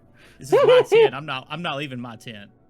Oh, okay, James is there. I'm right outside. You can hear the sounds of somebody throwing You can hear up the right retching, yeah. outside. Yeah. Yeah. At which point Mary rushes over and going, "Oh, are you alright?" Just like rushing over to you, Daisy, is like patting your back and like holding your hair. This halfling lady's like holding your hair back, and like patting you back, like there, dear, like just let it all out. Like I'm to gonna walk imagine out of the tent. if anyone saw, they would have seen 4 of us go into Daisy and Kitty's tents, and then 5 minutes later, 5 come out of my tents. Yep. Yeah. Oh, Mary, we found Richard. He's in there. We all got bounced out. You know, portal traveling type things that happen around us. The normal stuff. She's just thrown up because it was quite an ordeal for her. I walk out of the tent. And where have you been? As Mary looks at you. Oh, you, Mary. Oh, you're right next to my ear. Apologies, dearie. And she like ties your hair into a bun. "Excuse me for 1 second." She walks over to Richard and gives you a slick kick in the shin. "Where have you been?" Something I was trying to take care of, but Something you were trying to take care of. You went away without any of us knowing where you were, what you were doing. Are you out of your...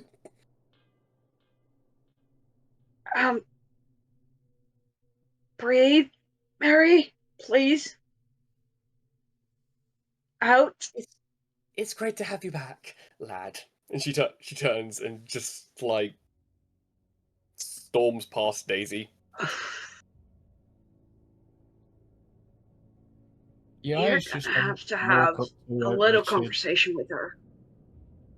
and she's gonna punch him straight on the chin. Fair enough. Do we really have to?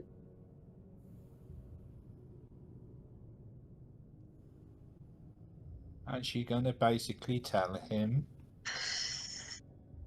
"We're alone in this world at the moment. The only people we've got are each other. look at the problems we've all got. Do you not think we have got anybody else but each other to rely on? Now, do you want to share what your problems are so we can all start working on them? I'd prefer not. We're gonna have to at some point talk about things. But how about we try and recover from whatever the fuck that was? I will take 99% of the blame for that.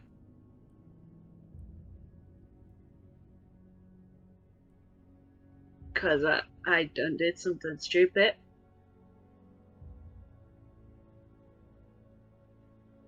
But I really hope we do not have to do something like that again, because that was not good for my nerves.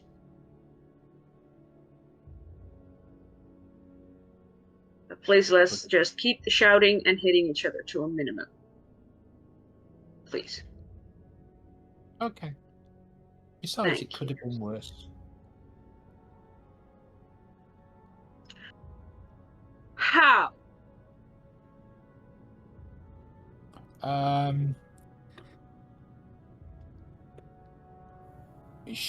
Basically, I sort of describes the skinned individual that was being hung from the ceiling and then dipped in molten lava. I kept my eyes closed for that. And I was like thumbs in my ears because that was not good for me.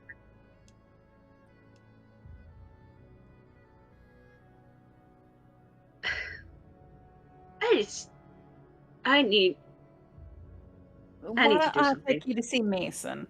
Although I know you want to give him a piece of your mind, why don't I take you to see him? He usually calms you down. I've got a few pieces of mind that I want to give him, so maybe not. I think it still might be better to get out whatever is holding you back. You'll feel better. Kid, if I start throwing everything out that is holding me back, I think I will actually tear things apart. I think I just need to do something useful. Just let me knit for a moment.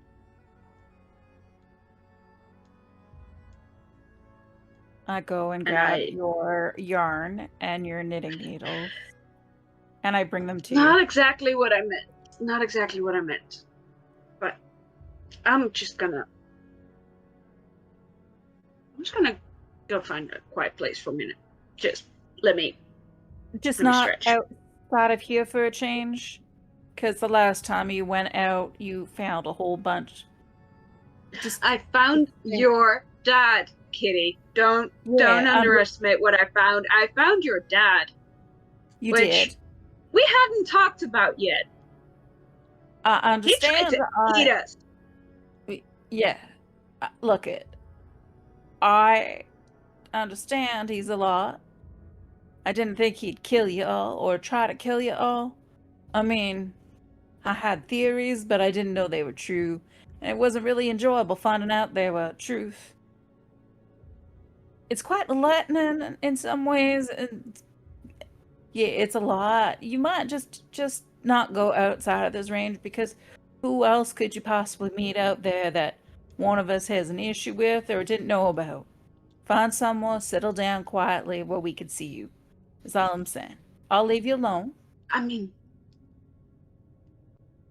I would recognize your parents this time, so that's already like 2 people we can cross off that list. That's true. You will definitely recognize them, and as they are liches, they are probably still around. I think I would recognize Yaya's brother, even though we killed him. We learned it wasn't permanent death, so I would recognize that one. So I think the only trouble I'm going to get into is someone from James's history or someone from Richard's history. You know what his wife looks like? She was that hot, voluptuous woman that he showed us that image of. You remember? She was very curvaceous. Right. Recognize that one? Very attractive woman. I mean, the most troublesome ones I would recognize It's fine. To be perfectly honest, my brother's probably entertaining the Bleak Emperor at the moment. Potentially, yes. I'm not gonna just assume that's already the case. He might just be hunting him right now and not quite catch him. We don't know. We don't know for sure. I'm gonna see if somebody wants to fight.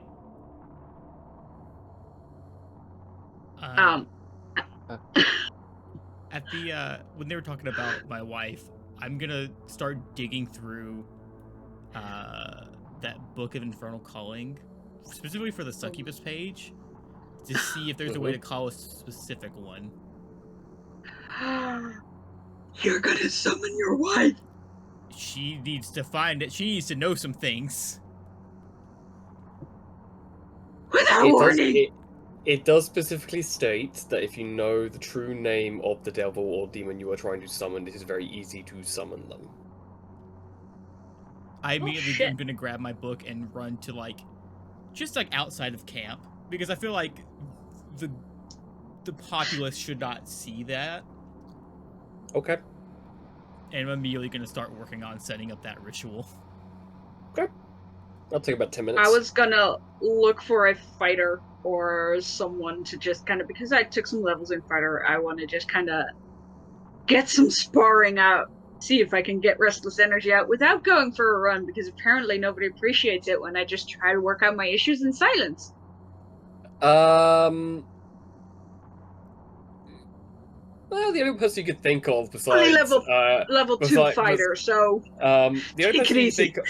the only person you could think of besides maybe Captain Gorth, the half orc soldier, would be Argos. I was gonna say the Argos, Bloodhunter. probably. Yeah, Argos the Blood Hunter. That one, yes, please, thank you. Okay, so you go and find him. Yaya, what are you doing? Yeah.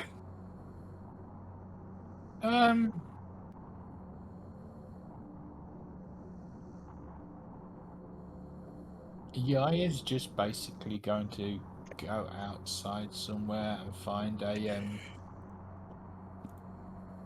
place where she can stare at the village. Okay. And also stare due south towards where she thinks her people are. Okay. Okay. Richard? I'm gonna try to do whatever research I might be able to with what I know we got limited information right now. Try and do some research on any runic deep speech gates that might be anywhere. That will be either an Arcana or Religion check. Your choice. And because it's specifically for that type of knowledge, you would get advantage. Okay. And Kitty, what are you up to? She is going to go, although she'd like to go to the cleric, she doesn't trust that dude at all. She's gonna go find Mason. Okay. With everything she's learned, he's the most educated person who's currently saying that she knows about. The demigod's not quite there, so. Okay. So yeah. We'll do this in alphabetical order. So Daisy, you are first. All right. So you find Argos hacking at a tree with a wooden sword. Wanna turn that sword on someone else?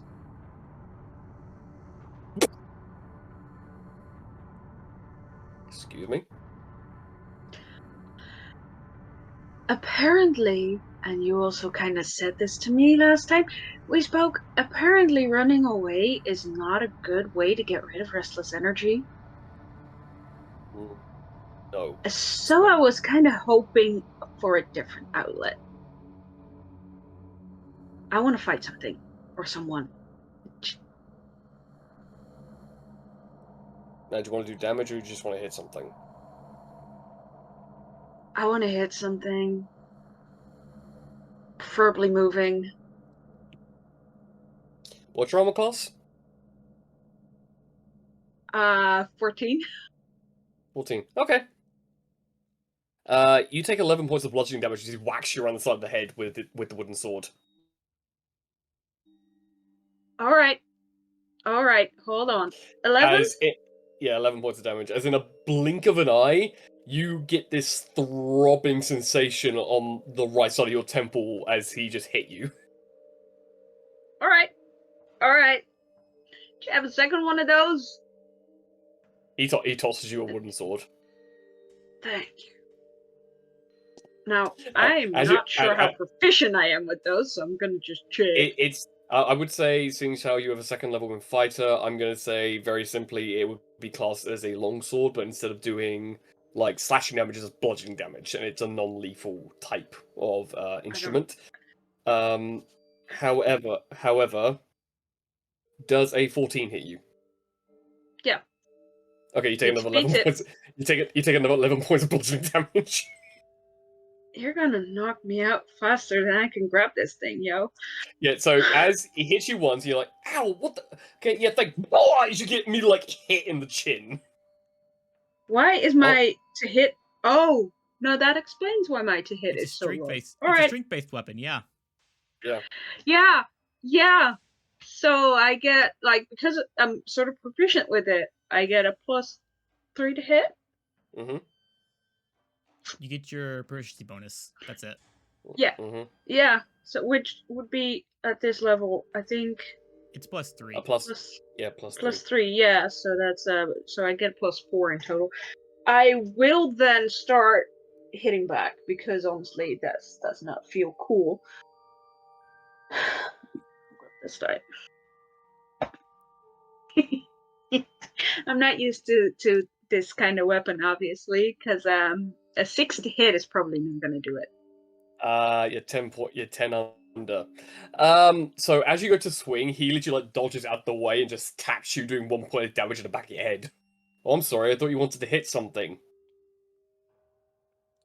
Mm-hmm. Yeah.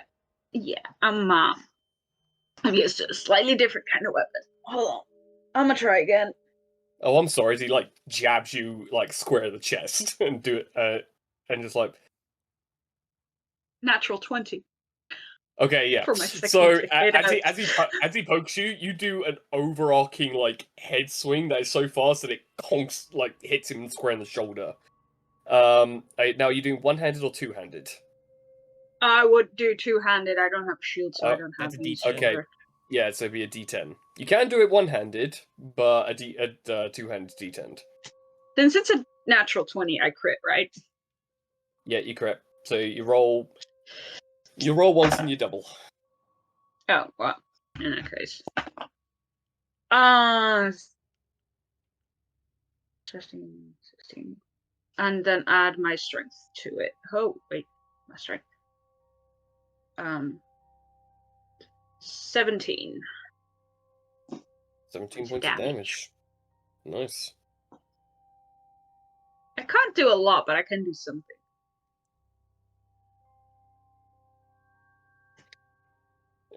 As you hit him in the shoulder and he kind of just like takes it.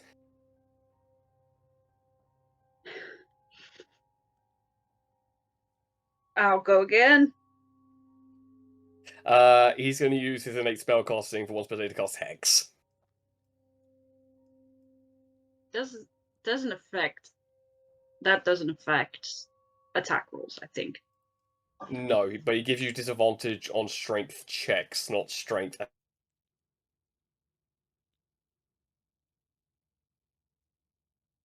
Athletic. As you feel something branding and burnt into your neck. I rolled a 13 plus 4, so that is 17. And I'll do another again. Oh, that is an amazing another 3 points of damage. Okay, so he takes the 2 hits. So you hit him once really hard on the shoulder, and you withdraw, and then hit him square in the side of the ribs. Mm-hmm. He takes the hit, has the branding that goes off, as he then swings for the underside of your legs. Oh no. And that is a 23.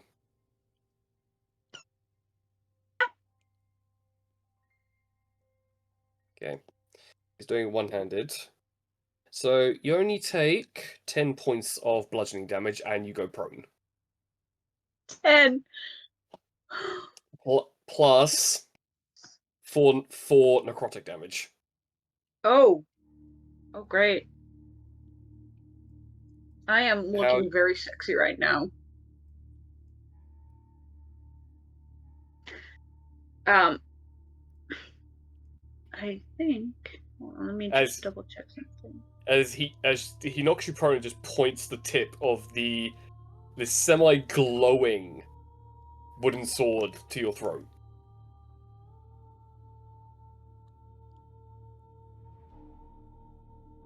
Hold on.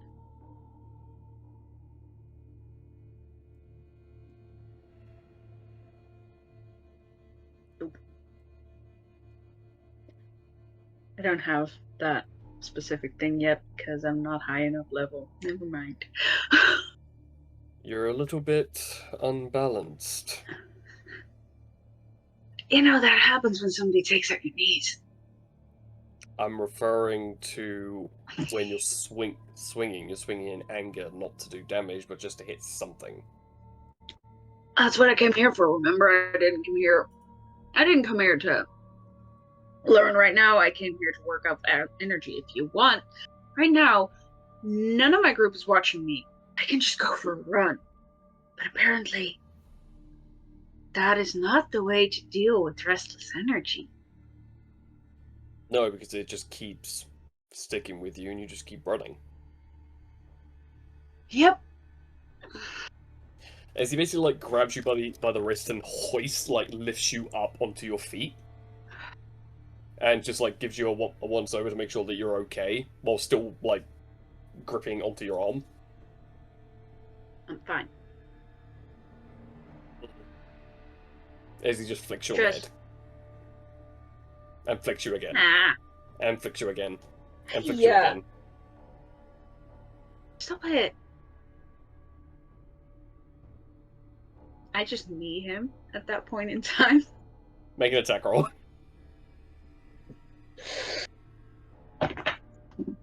Bye-bye, dice. Don't do that. Oh, another natural 20. But this is an unarmed strike, so it's hold on,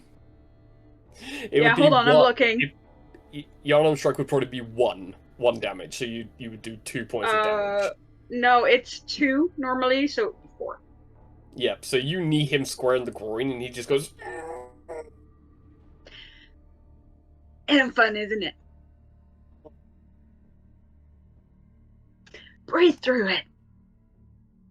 Does a dirty 20 hit you? Oh yeah. His head slams back up and hits you square in the chin. Mm-hmm.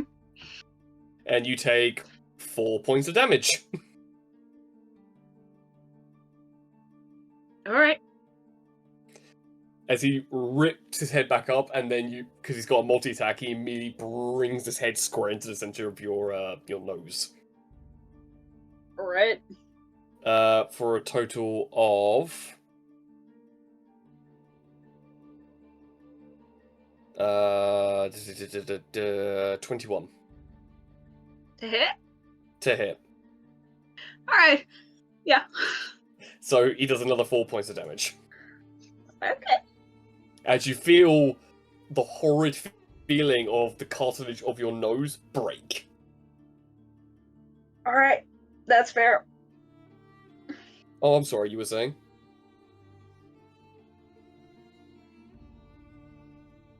You know what, next time, I'll go for a run. No, next time you'll come back here and actually wanting to hit something rather than swinging wildly like a rabid animal. That's what I do. Mm-hmm. I'm gonna just use a... Let me just look at my spells right now, real quick. Mm-hmm. Where's my spells? Spells! spells. There we are. Do I have... yeah, I'll just cast Goodberry. Mm-hmm. Because that's the only healing spell I have. Yeah. I'll cast Goodberry, and I will summon like 10 berries and give him 5. He just looks at him and just like eats one. Yeah, I mean, I do the same, but I just kind of go like, okay, here we go. Peace offering. I will say, dirty, underhanded tactics in a fight tend to serve everyone better rather than trying to fight honorably. What? You mean make sure they squeak like a bat? I did not squeak like a bat. Fair. It may have sounded more like a squirrel. Well, this is coming from someone who sounds extremely nasally and congested. Yeah. Can't help it. Mm-hmm. Well, if you like, My nose. Well, you kicked me in the nuts. That's what I mean. I'd say we're even. Before that, you had a voice. After that, you were pipsqueak. I can hit you again if you'd like. Go for it. Just not the face. You need to make a strength saving throw. Yeah, that's gonna go great. Saving throw. Mm-hmm.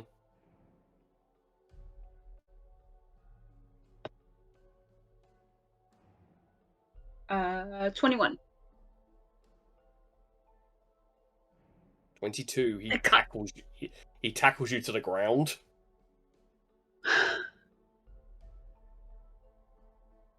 Don't let Kitty see that. She'll get jealous. As he's now pinning you to the ground, has his fist raised up. What?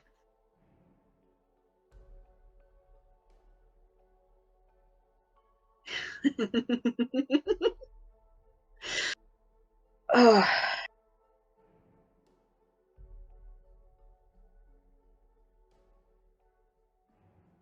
He's just You like, look like you also need to work out some anger right there. Go for it. you'd be the wrong person I'd be punching if I needed to work out some anger. You're the wrong person for me to work out anger. If you need a punching bag, just punch. If you want, I can turn into a bear. You can punch a bear. That makes you feel better. I think I'm good. Alright.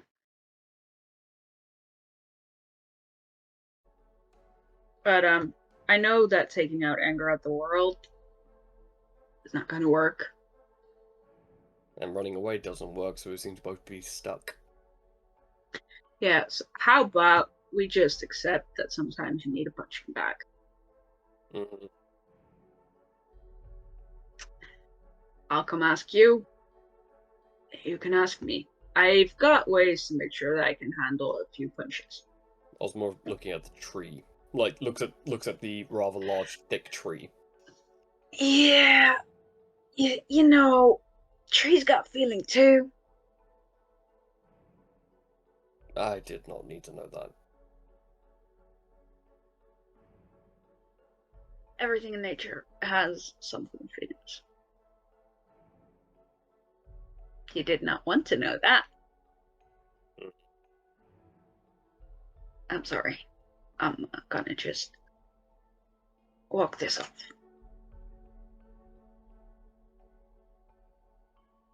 He gets up. He helps you up.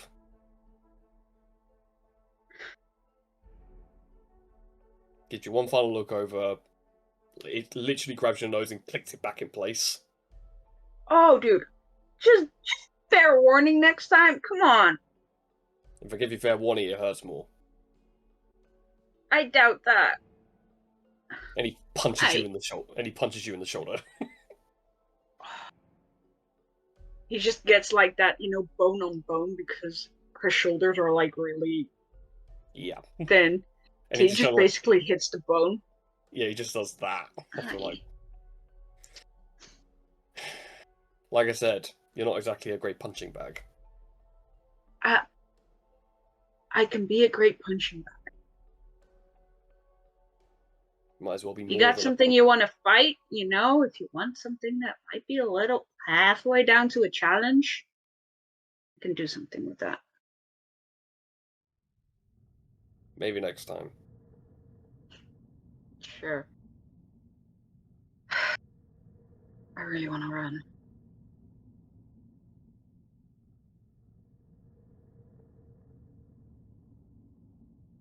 What? It's the usual exit Running. strategy. Why are you always so convinced that you need to run? Have you ever... No, you haven't. You've never been a horse that was free to run, to just... where it didn't take any effort to run for hours. You could just...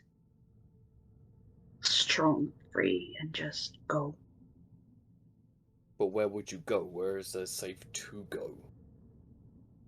Didn't matter where it was safe to go. It was just exhilarating. Speed, freedom, not having to answer to anything or anyone. Just run. That might have worked if there were other awakened beasts or other druid groves that would encourage said things, but it's not exactly the world we live in anymore. No, it's not. Because you'd end up Oh, running into a particular nasty thing that would want to eat you. it's a possibility. Last time I ran, actually, as a horse, I ran into Kitty, so, yeah. Well, if you'd like, I have a spare saddle. I can easily just hop on your back while you're a horse and make sure that you get back to the camp. I've got my own. Still have it. Only if you'd allow me to, but still. You know what? Why not? And I'll go to the cart where I have hidden my saddle away in and grab the very scarred war saddle out. He looks at it and goes, mm-mm. He literally looks at it and goes, a good fit doesn't mean it's right. This seems like something that would be built for a torture device rather than horse riding. No, actually, it's meant to make sure that the rider is free to move and shoot, and the horse is free to run, so it's actually pretty good. And it fits. Alright. As you wild shape into a horse, I take it. Yeah, and I will do one little addition to the usual horse shape. Because last time I was a horse, something had really impressed me, and that usually means that I take a little bit of that impression with me in the way the horse looks. So on the place where James had cried into her mane, you now see instead of the black mane that was always there, there is a patch of red through it. Okay. It's been that long since you've turned into a horse. Yeah, that's the last time she turned into a horse. That was session 1. Yes, I turned into a lot after that, but not a horse. Yeah, fair.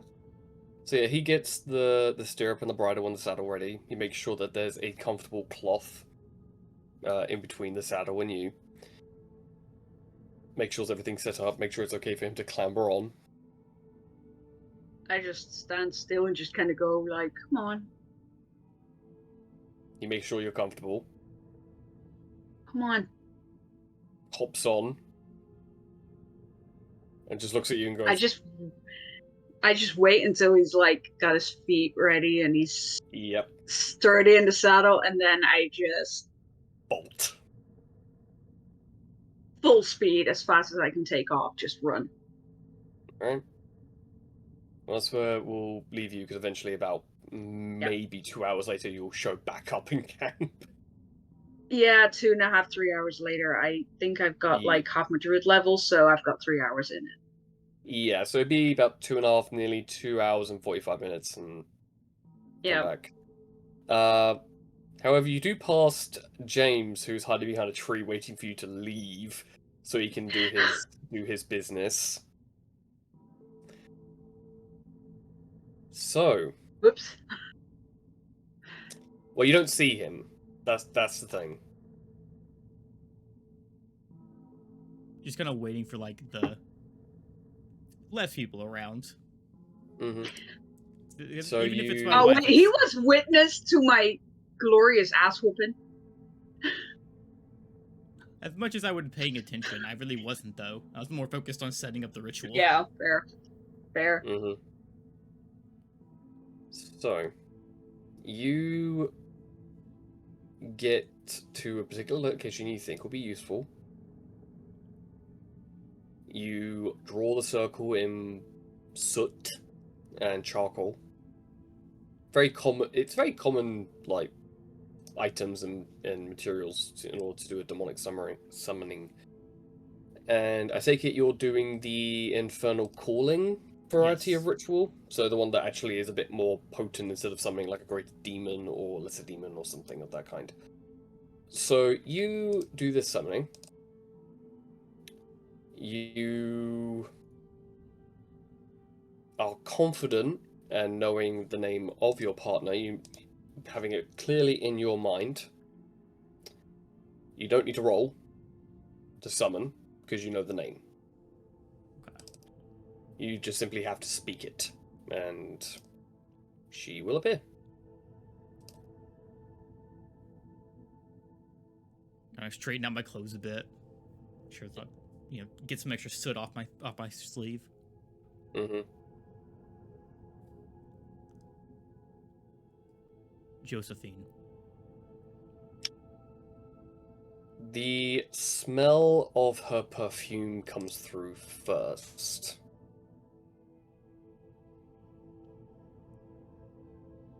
And then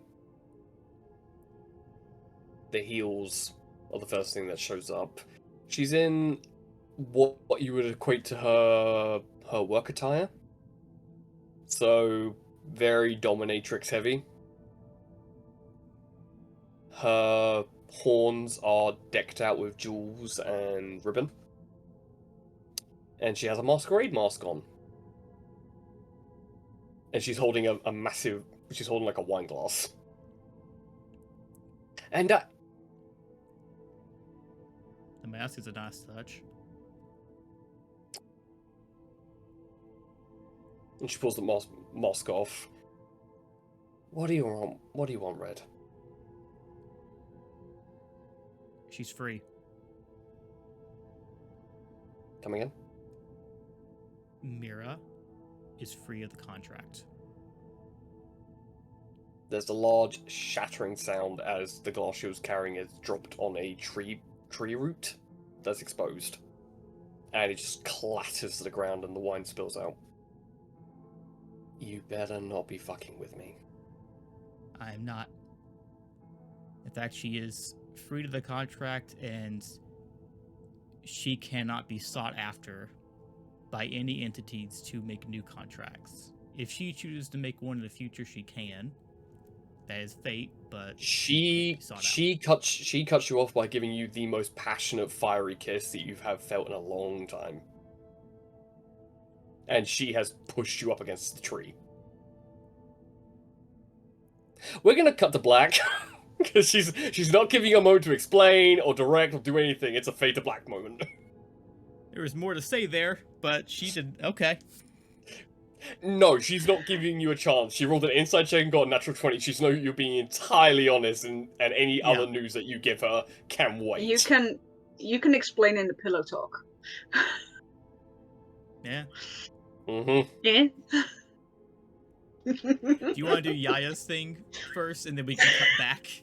Well, I'm going down in alphabetical order. Order, so yeah, Yaya is next. I was actually before James. Yeah, Oh, H-I-J. apologies. It's fine. Yeah. Mine Well- was a very quick one, and it's gonna be a fade to Yeah. black. So Yeah. So Yaya, you're looking out towards the village. This large village. Are you looking for anything specific again, or are you just observing? I think she's just observing things. Things for her eyes to do while her mind is working overtime. And what in particular is your mind working through?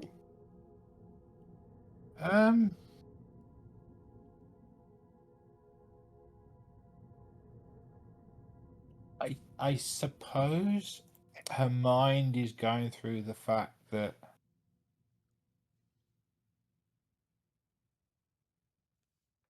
everything, trying to deal with the fact that maybe everything that she had lost is now back.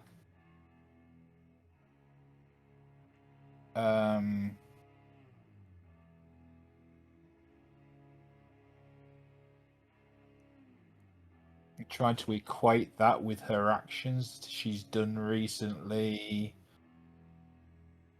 and her, I suppose, nihilistic tendencies. It's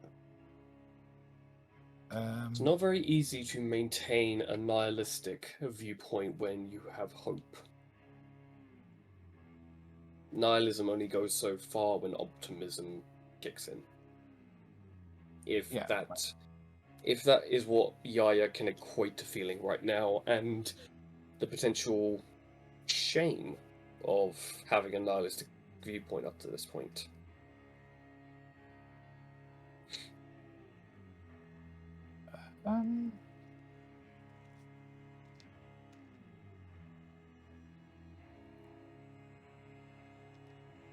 Yeah, she starts. And she's not quite sure how to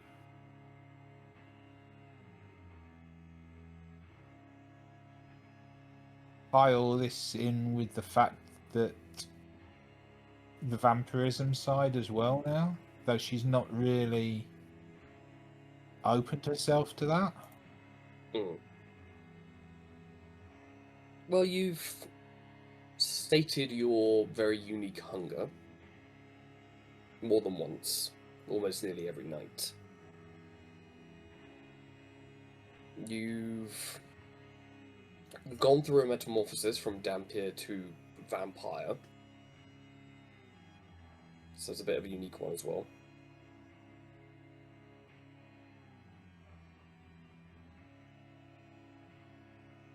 It does dawn on you that you've not given yourself a moment. Just a moment to process. Because it's all been go, go, go, go, go, and put things off.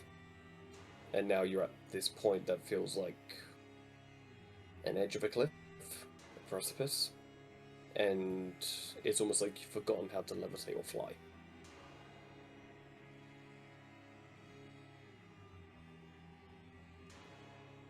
I suppose she considers the simple fact that her nightly use of her thirst has been for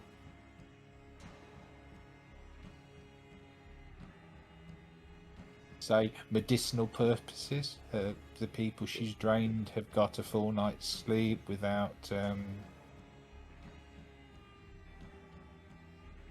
I suppose it vaguely goes through her mind whether any of her companions have realised they've not dreamed since they've met her. That is a question. It's also dawning on you that the dreams are starting to lose their potency with you.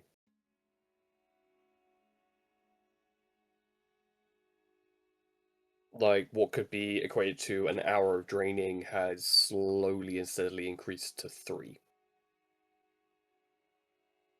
And you've just gotten hungrier and hungrier and hungrier.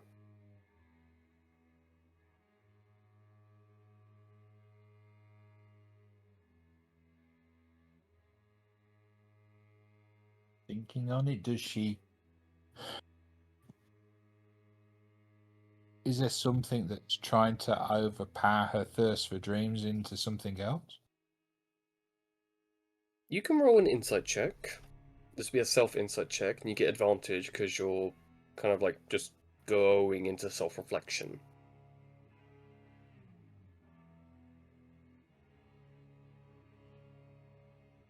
Insight. Dirty 20. Dirty 20, okay. You're right in coining the fact that draining one being of dreams is almost like a medicinal effect, like a suppressant. What it's suppressing, you don't know. But the longer in between each draining, you get the sense that your, for lack of a better term, your humanity would be at risk. Because the hunger is just getting stronger and stronger and stronger.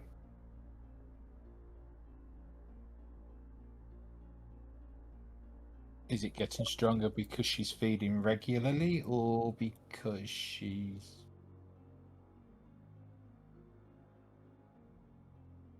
You get the sense that it's not due to the fact that you're feeding regularly. You get the sense that it's not due to the types of nightmares and dreams that you are draining. That's almost like a lullaby, putting something to sleep and maintaining that slumbering lion kind of mentality.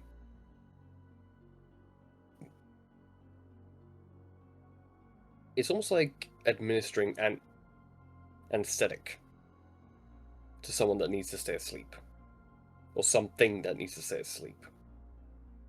Something that's feral, primal, hungry, and internally and eternally destructive.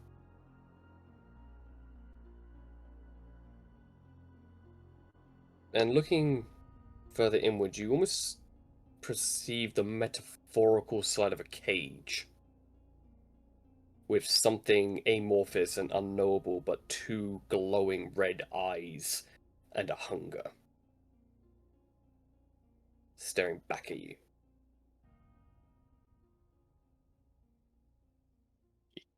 just looks up to the heavens and sort of like visualizing vampire guys. What the fuck have you done to me?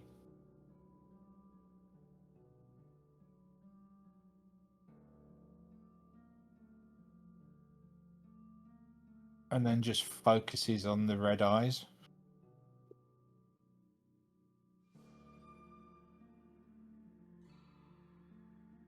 There's a feeling of familiarity with it. It's a feeling of connection. With that dirty 20 of an insight check, it gets the sense of a primal bestial force of nature. Or unnature. You think you may have stumbled across what's the quote of the vampiric beast. A creature that all vampires have to contend with, and then all dampiers have to contend with as well. It's not something that just gets dropped on an individual. It's the vampirism curse itself.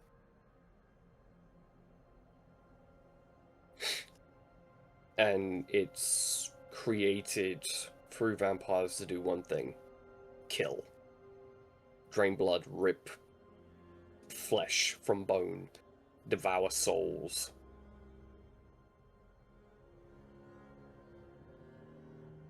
This is the price that anyone pays when turning into a vampire. And it's also the same price that anyone pays when they become a Dhampir.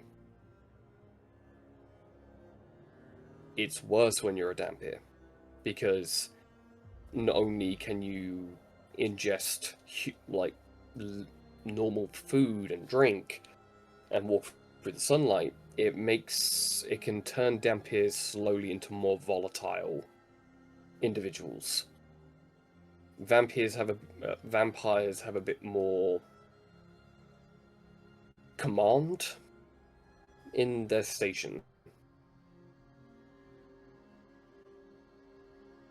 where they're a bit more colder to the wills and the urges that the beast provides, whereas the Dhampir, that's more in tune with their humanity and their emotions, can be way more volatile. That's the sense you get. She gets a sense that it's something that she's got to keep under control. You get the sense that if you don't, or you don't keep suppressing it or keeping it blissfully asleep and unaware of the outside world, like your outer world instead of your inner world, it will drain, it will kill, it will consume you in the worst way possible, where you won't be in control of your actions. You will just want blood or meat or whatever hunger you have at any given time. So it would overcome her feeding on dreams to feeding on blood, or what? You would go from feeding on dreams to ripping the throat out of someone and draining them until they stop moving. Or ripping into someone's inner thigh and draining out of the artery. Or biting into someone's spine and drinking out their spinal fluid. Like, there's a lot of horrifying things that happens if a beast gets free.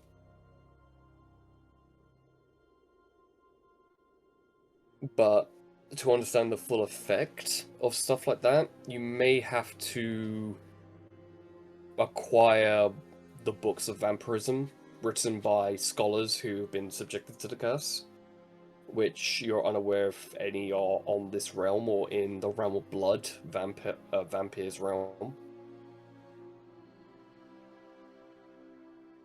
Speaking to an elder, normally words of mouth and traditions tend to come from the elders of clans, so that might be another avenue. There are options, but for right now, you gather keeping the lullaby going with the dreams or the nightmares keeps that beast asleep, but there's a little stinge of worry in the back of your mind of what happens when the dreams start to no longer work, because that beast hasn't properly fed the entire time you've had it. So how much control would you have if it was to properly wake up, is the question. A vampire, when they last talked, said that mentioned 30 days.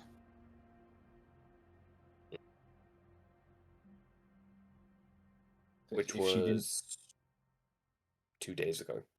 Okay, so that's 2 days ago. So you have about 28 days. And if she doesn't succumb within those 28 days, then she's overpowered it or got rid of it? If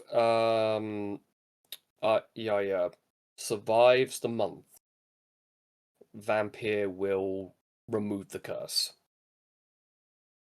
But if she succumbs to it, he will completely abandon her and leave her to the mercy of her own beast. Mm-hmm. That's That's the long and short of it. Okay. So you gather with how potent the dreams are becoming, it may be that you might need to start draining from a new source rather than the people you regularly drain from.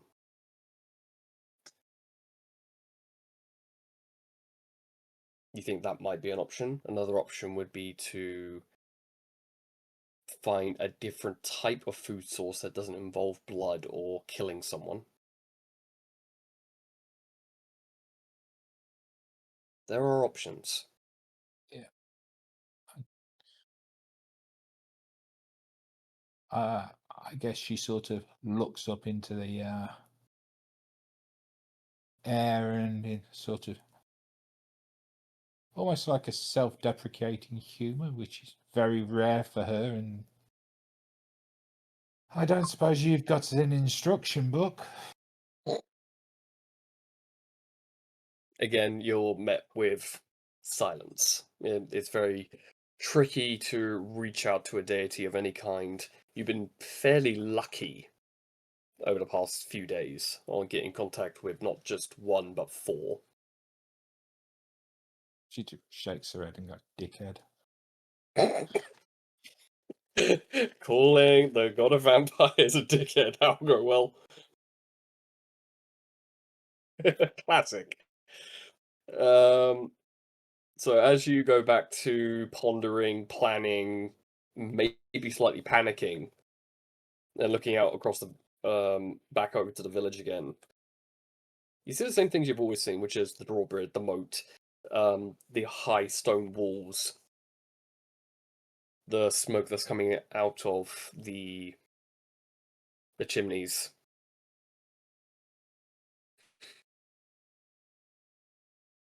Because it's getting close to night.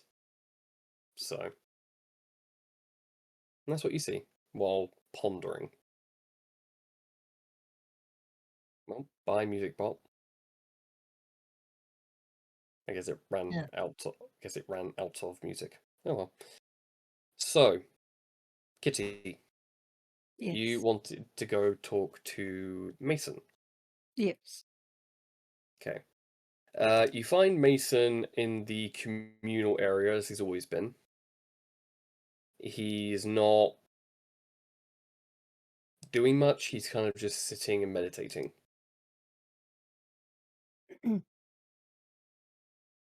I sit down beside him, take my elbow, put it into his ribs.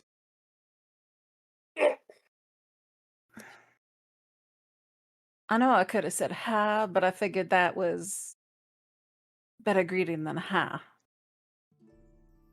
Well, I appreciate it all the same. What can I do for you? I think I need someone to talk to.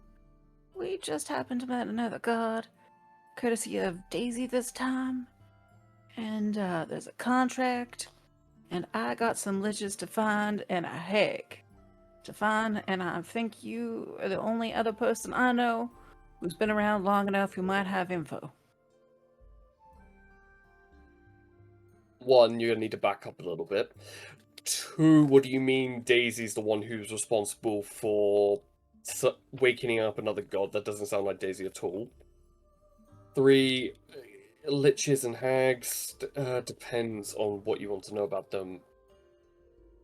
Well, the first question is, do you want to have the conversation here where everybody else might overhear, or shall we go somewhere else? He looks around, clicks his fingers, and the ice dome appears again. Well, that was quite handy. Alright, here's the thing. Learning a thing or two. Daisy used those beautiful little oracle cards she has that have been so helpful at times, and asked a question. And then we ended up at one of the levels of hells, with a quite intelligent and handsome-looking god met us. He's quite interesting and goes in a lot of different forms. Quite good-looking, though. Not something that I would need to know, but go on. I'm just saying he was handsome. Anyways, I'm sure that's not the fact that you're looking for. Easy was the Mm-mm. one who woke him up. The oracle That's cards and that. her Mhm. together. She asked a question and somehow was able to reach out to him and wake him up. Mhm. All right. He mentioned that two of us had a contract. One of the other members, they're dealing with their own stuff. It's not my deal. They got their own business. Problem with it is that he introduced the fact that I had a contract on me, which I was very unaware about. I mean, I'm very unaware about a lot of things, apparently. I was stolen from my parents in the Shadowfells by a hag. And I was given to liches. And this recipe book that I carry everywhere is a book from them. I was raised by liches, which I found out, as all of you have now found out probably who are paying attention. So I have some issues apparently. The liches in a city near where we're all heading may have information about the hag. So I can kill this hag because I need that contract null and void because I don't want to be a lich.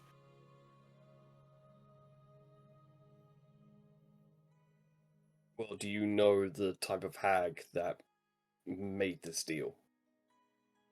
No.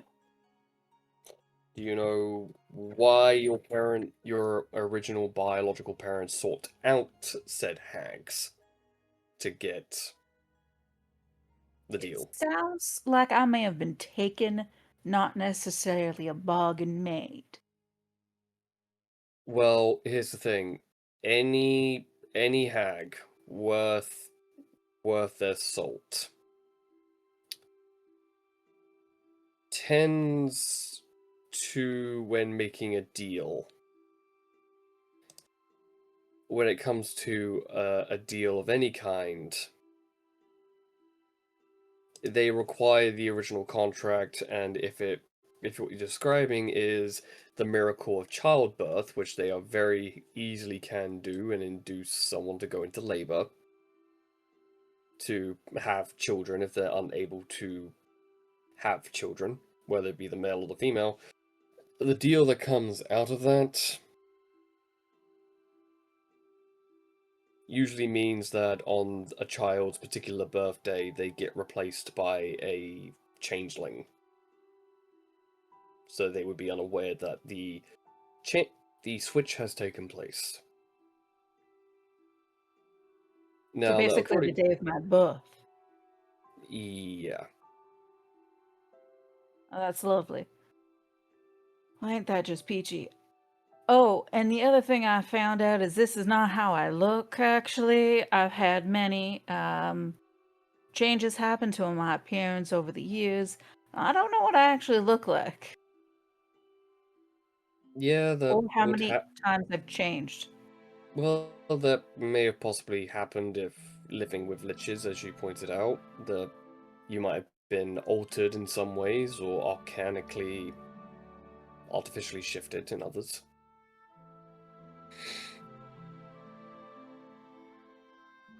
Now, I know you and my dad seem to have some type of, like, pissing match. But, I mean, whatever.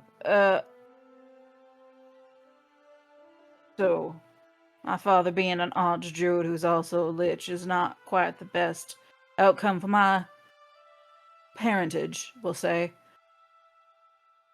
But I did notice you both also were looking at that village with the same look, which is now slightly even more concerning than I originally thought it was. Because you are looking at that village close to us with quite caution, and he was also looking at it with similar caution. And, oh yeah, here. Villages mainly mean people. I understand that there's people in that village. Equally, on top of that, we don't know who's residing in said village. We don't know what their customs are. We don't know what their culture is. We don't know what their laws are. back in the day, you would have ledgers that would inform you on the different laws and regulations and cultures of different cities and towns, and newly fledged ones would have these ledgers given to them by the dwarves of Droma. So if we were to go and interact with the people there, it would be completely blind.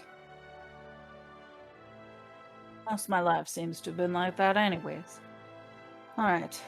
I understand the caution, the concern. So, couple things. I put the book out on the table. Now, here's what I can tell you about the book. It's one of theirs. It's where all my stuff comes from. I'm hiding it in this little bag I found that seems to have this lot of space about it. If something ever happens to me, make sure that doesn't fall into the wrong hands. I mean this because you seem to be real old for what you are. What I am? Meaning? Well, I mean, let's be honest. You're younger than I am, but you're older than most people of your race we meet are. I don't know how old you actually are, and I'm never going to care to ask. Mind you, I wouldn't mind calling you old, because that seems to ruffle your feathers. I'm nearly 2,000 years old. Well, holy shit, you are actually younger than I am. I hate to break this to you, Kitty, but I'm actually older than you. Fucking hell. I can 2,000 call you old man, and it means actually you're an old man.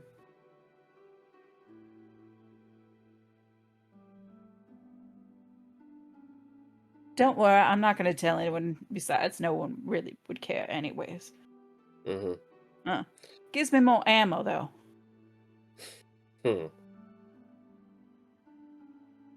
All I'm going to say is this particular book, my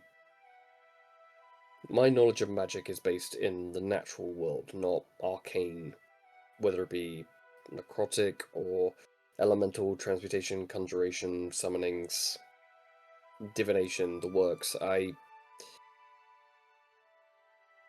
pull from the nature that's around me. So you'd have to talk to a mage or an archmage or someone who can read the arcane text that's in between the lines of this book. Other than our friend here who's gone slightly crazy, like that demigod, who else do we fucking know that has that type of knowledge? I don't know. Kitty, if you recall, the Bleak Emperor said the city of Aceburn that has liches known as the Hand Oh yeah, would be the place to go. If she knows that. Yeah, to follow the lead to find your parents, they may be there, or to find more information about what's in the contents of the book. Yeah, she knows that. She just doesn't want to go in blind. Fair. Which point Mason just goes, I wouldn't know who to ask. I mean, if Richard was here, then yeah, we can ask him, but... Oh, he's back. He ran away, and then, the god brought him back to us. I'm sorry, what? Yeah, he said in his vision there was more of us, and then he somehow brought Richard back. That's a long story short. What do you mean he's back? Just as I said. Okay. He's back. I'm gonna put that on the document. Okay. I'm pretty sure him and Mary were having words. I was hightailing it out of there. Okay. As the Mary ice can have words. As the ice dome fizzles away. Okay.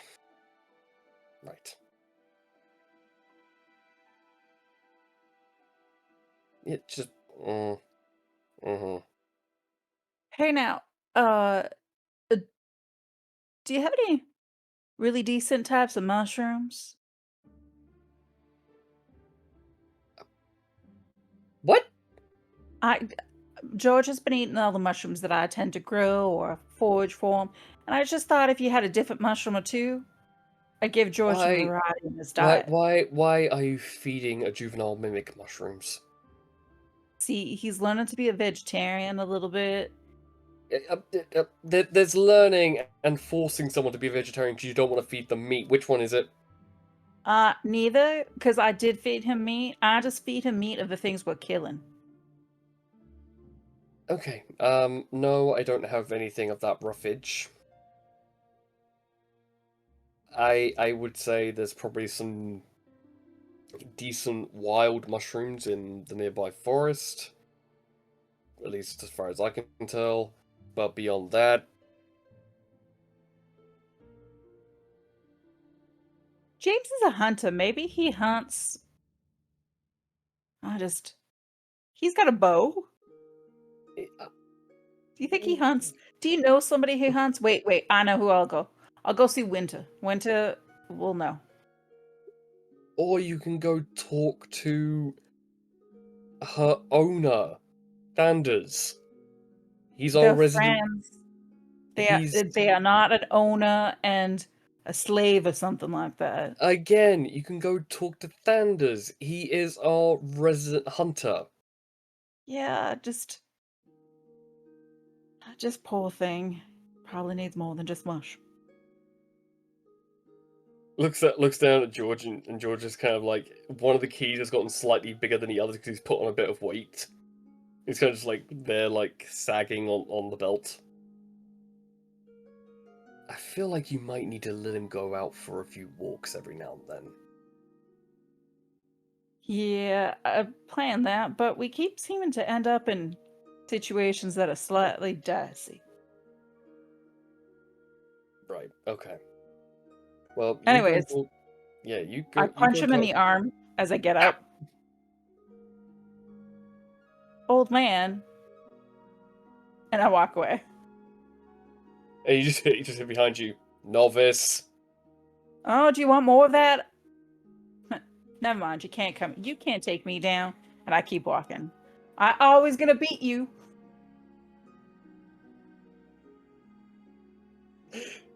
As you say that, you feel this sort of thud as a snowball hits you in the back of the head. Really? And Do you I turn turn around? around and I just chuck something at his head. With a natural 20, you turn around and go, really? As another snowball just hits you square in the face. I actually dive at him and How hit him. sweet! As you dive, he wild shapes into a snow ferret and like runs through the camp. I also then wild shake because I've not been using mine.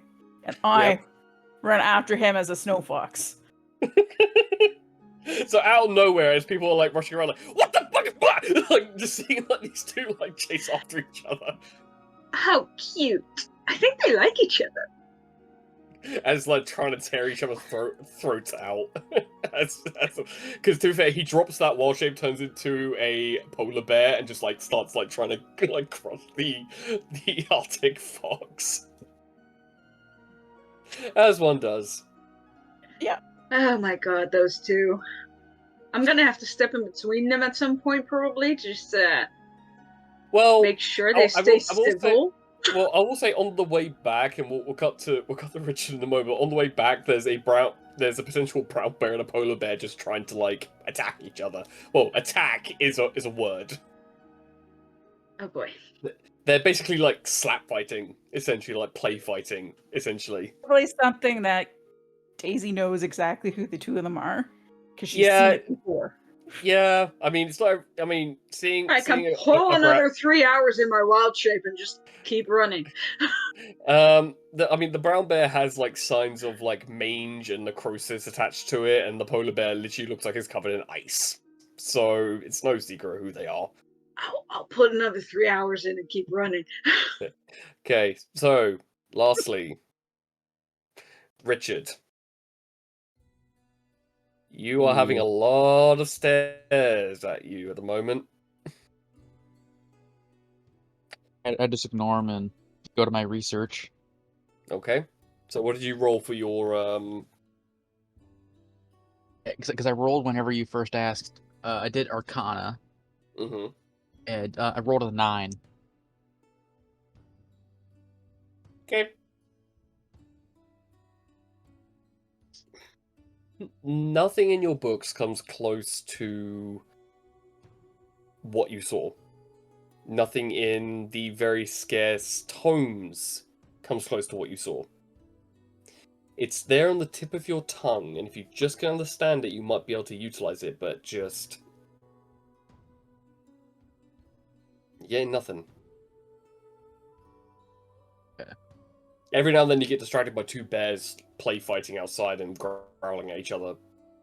What the fuck? Um, Definitely didn't miss that. Welcome back, buddy.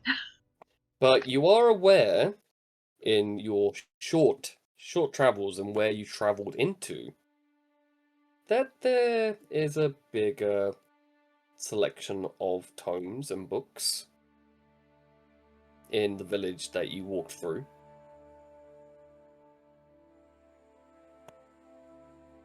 How you far learned away that- is that? Well, it's the village that is off in the horizon for a 3-day trek. It's 3 days away. He's been to that village already? Yeah. How? So we've been He fucking managed- around. Yeah. While you guys were dealing with the past, like, 48-hour-ish, Rich has been on a constant move and managed to get to the village, stay there for a little bit, like for a few hours, and then continued. And just got to the other side of the village when he saw the giant tree explode. And then started cursing while making his way back. You said it was a 3-day walk, right? Mhm. Yeah, We I have a riding horse. We might with have a taken saddle. some detours. Yes. So that's why you were able to make it there in like a short span of time. All of this weird shit in the robe of useful things. Yeah. That actually is useful. Yeah. I mean, I think you've got like 7 boats in there as well, but hey. Yeah, I think you have a few. I think you have like three boats, maybe Yeah, like 3 boats. one. An iron door, 2 mastiffs, Mm-hmm. a couple other things. Yeah. That iron door is going to be important in the future. Don't lose it. Yeah, like out of nowhere, it's like we're trapped. You guys are trapped in a prison cell, and it's like, oh, this is just a tattered old robe. Please don't take it. It's like it's my precious item, and then out of nowhere, an iron door just appears on a wall. That'd be great. Yeah. But unfortunately, with that 9, you get more of a headache thinking back to the image that's seared in your brain than anything else. Yeah. You know it's there. You know by just its detail alone that it's a teleportation circle of some kind.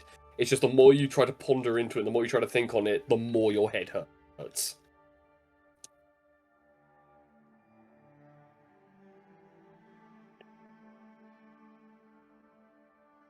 Yeah. Mm-hmm. Won't be able to get no information this time. Unfortunately, not. No. You could ask for help. You could ask anybody in the camp for help. Yep. He could. He could. If but not only gonna. there were Feel part of his people personal around history. you. I mean, it'd be hard to find a high-level wizard like you. It'd Yeah. be hard to find anyone who has seen things of the deep. Or read a book Well- about horrific eldritch horror But shit. Richard has was a not- load of magical tomes. yeah, but the thing is, Richard was not here when you guys were going through it. No, but I do love that think he the still isn't visions gonna of the ask. deep. Yep, Visions of the deep he was there for, right? When we were in that. he was, Uh, but he saw something entirely different. Yeah, but he knows there were other people who might have gotten Yep, but things there. It's what I everyone mean to say. Yep, like everyone pointed out, though, Richard is not going to ask. He's not gonna ask. He's not gonna talk to people. He's very blindsided by trying to figure things out by himself. Yep. Mm-hmm. Oh, yeah. You As didn't he- get the whole idiot speech because you weren't there for it.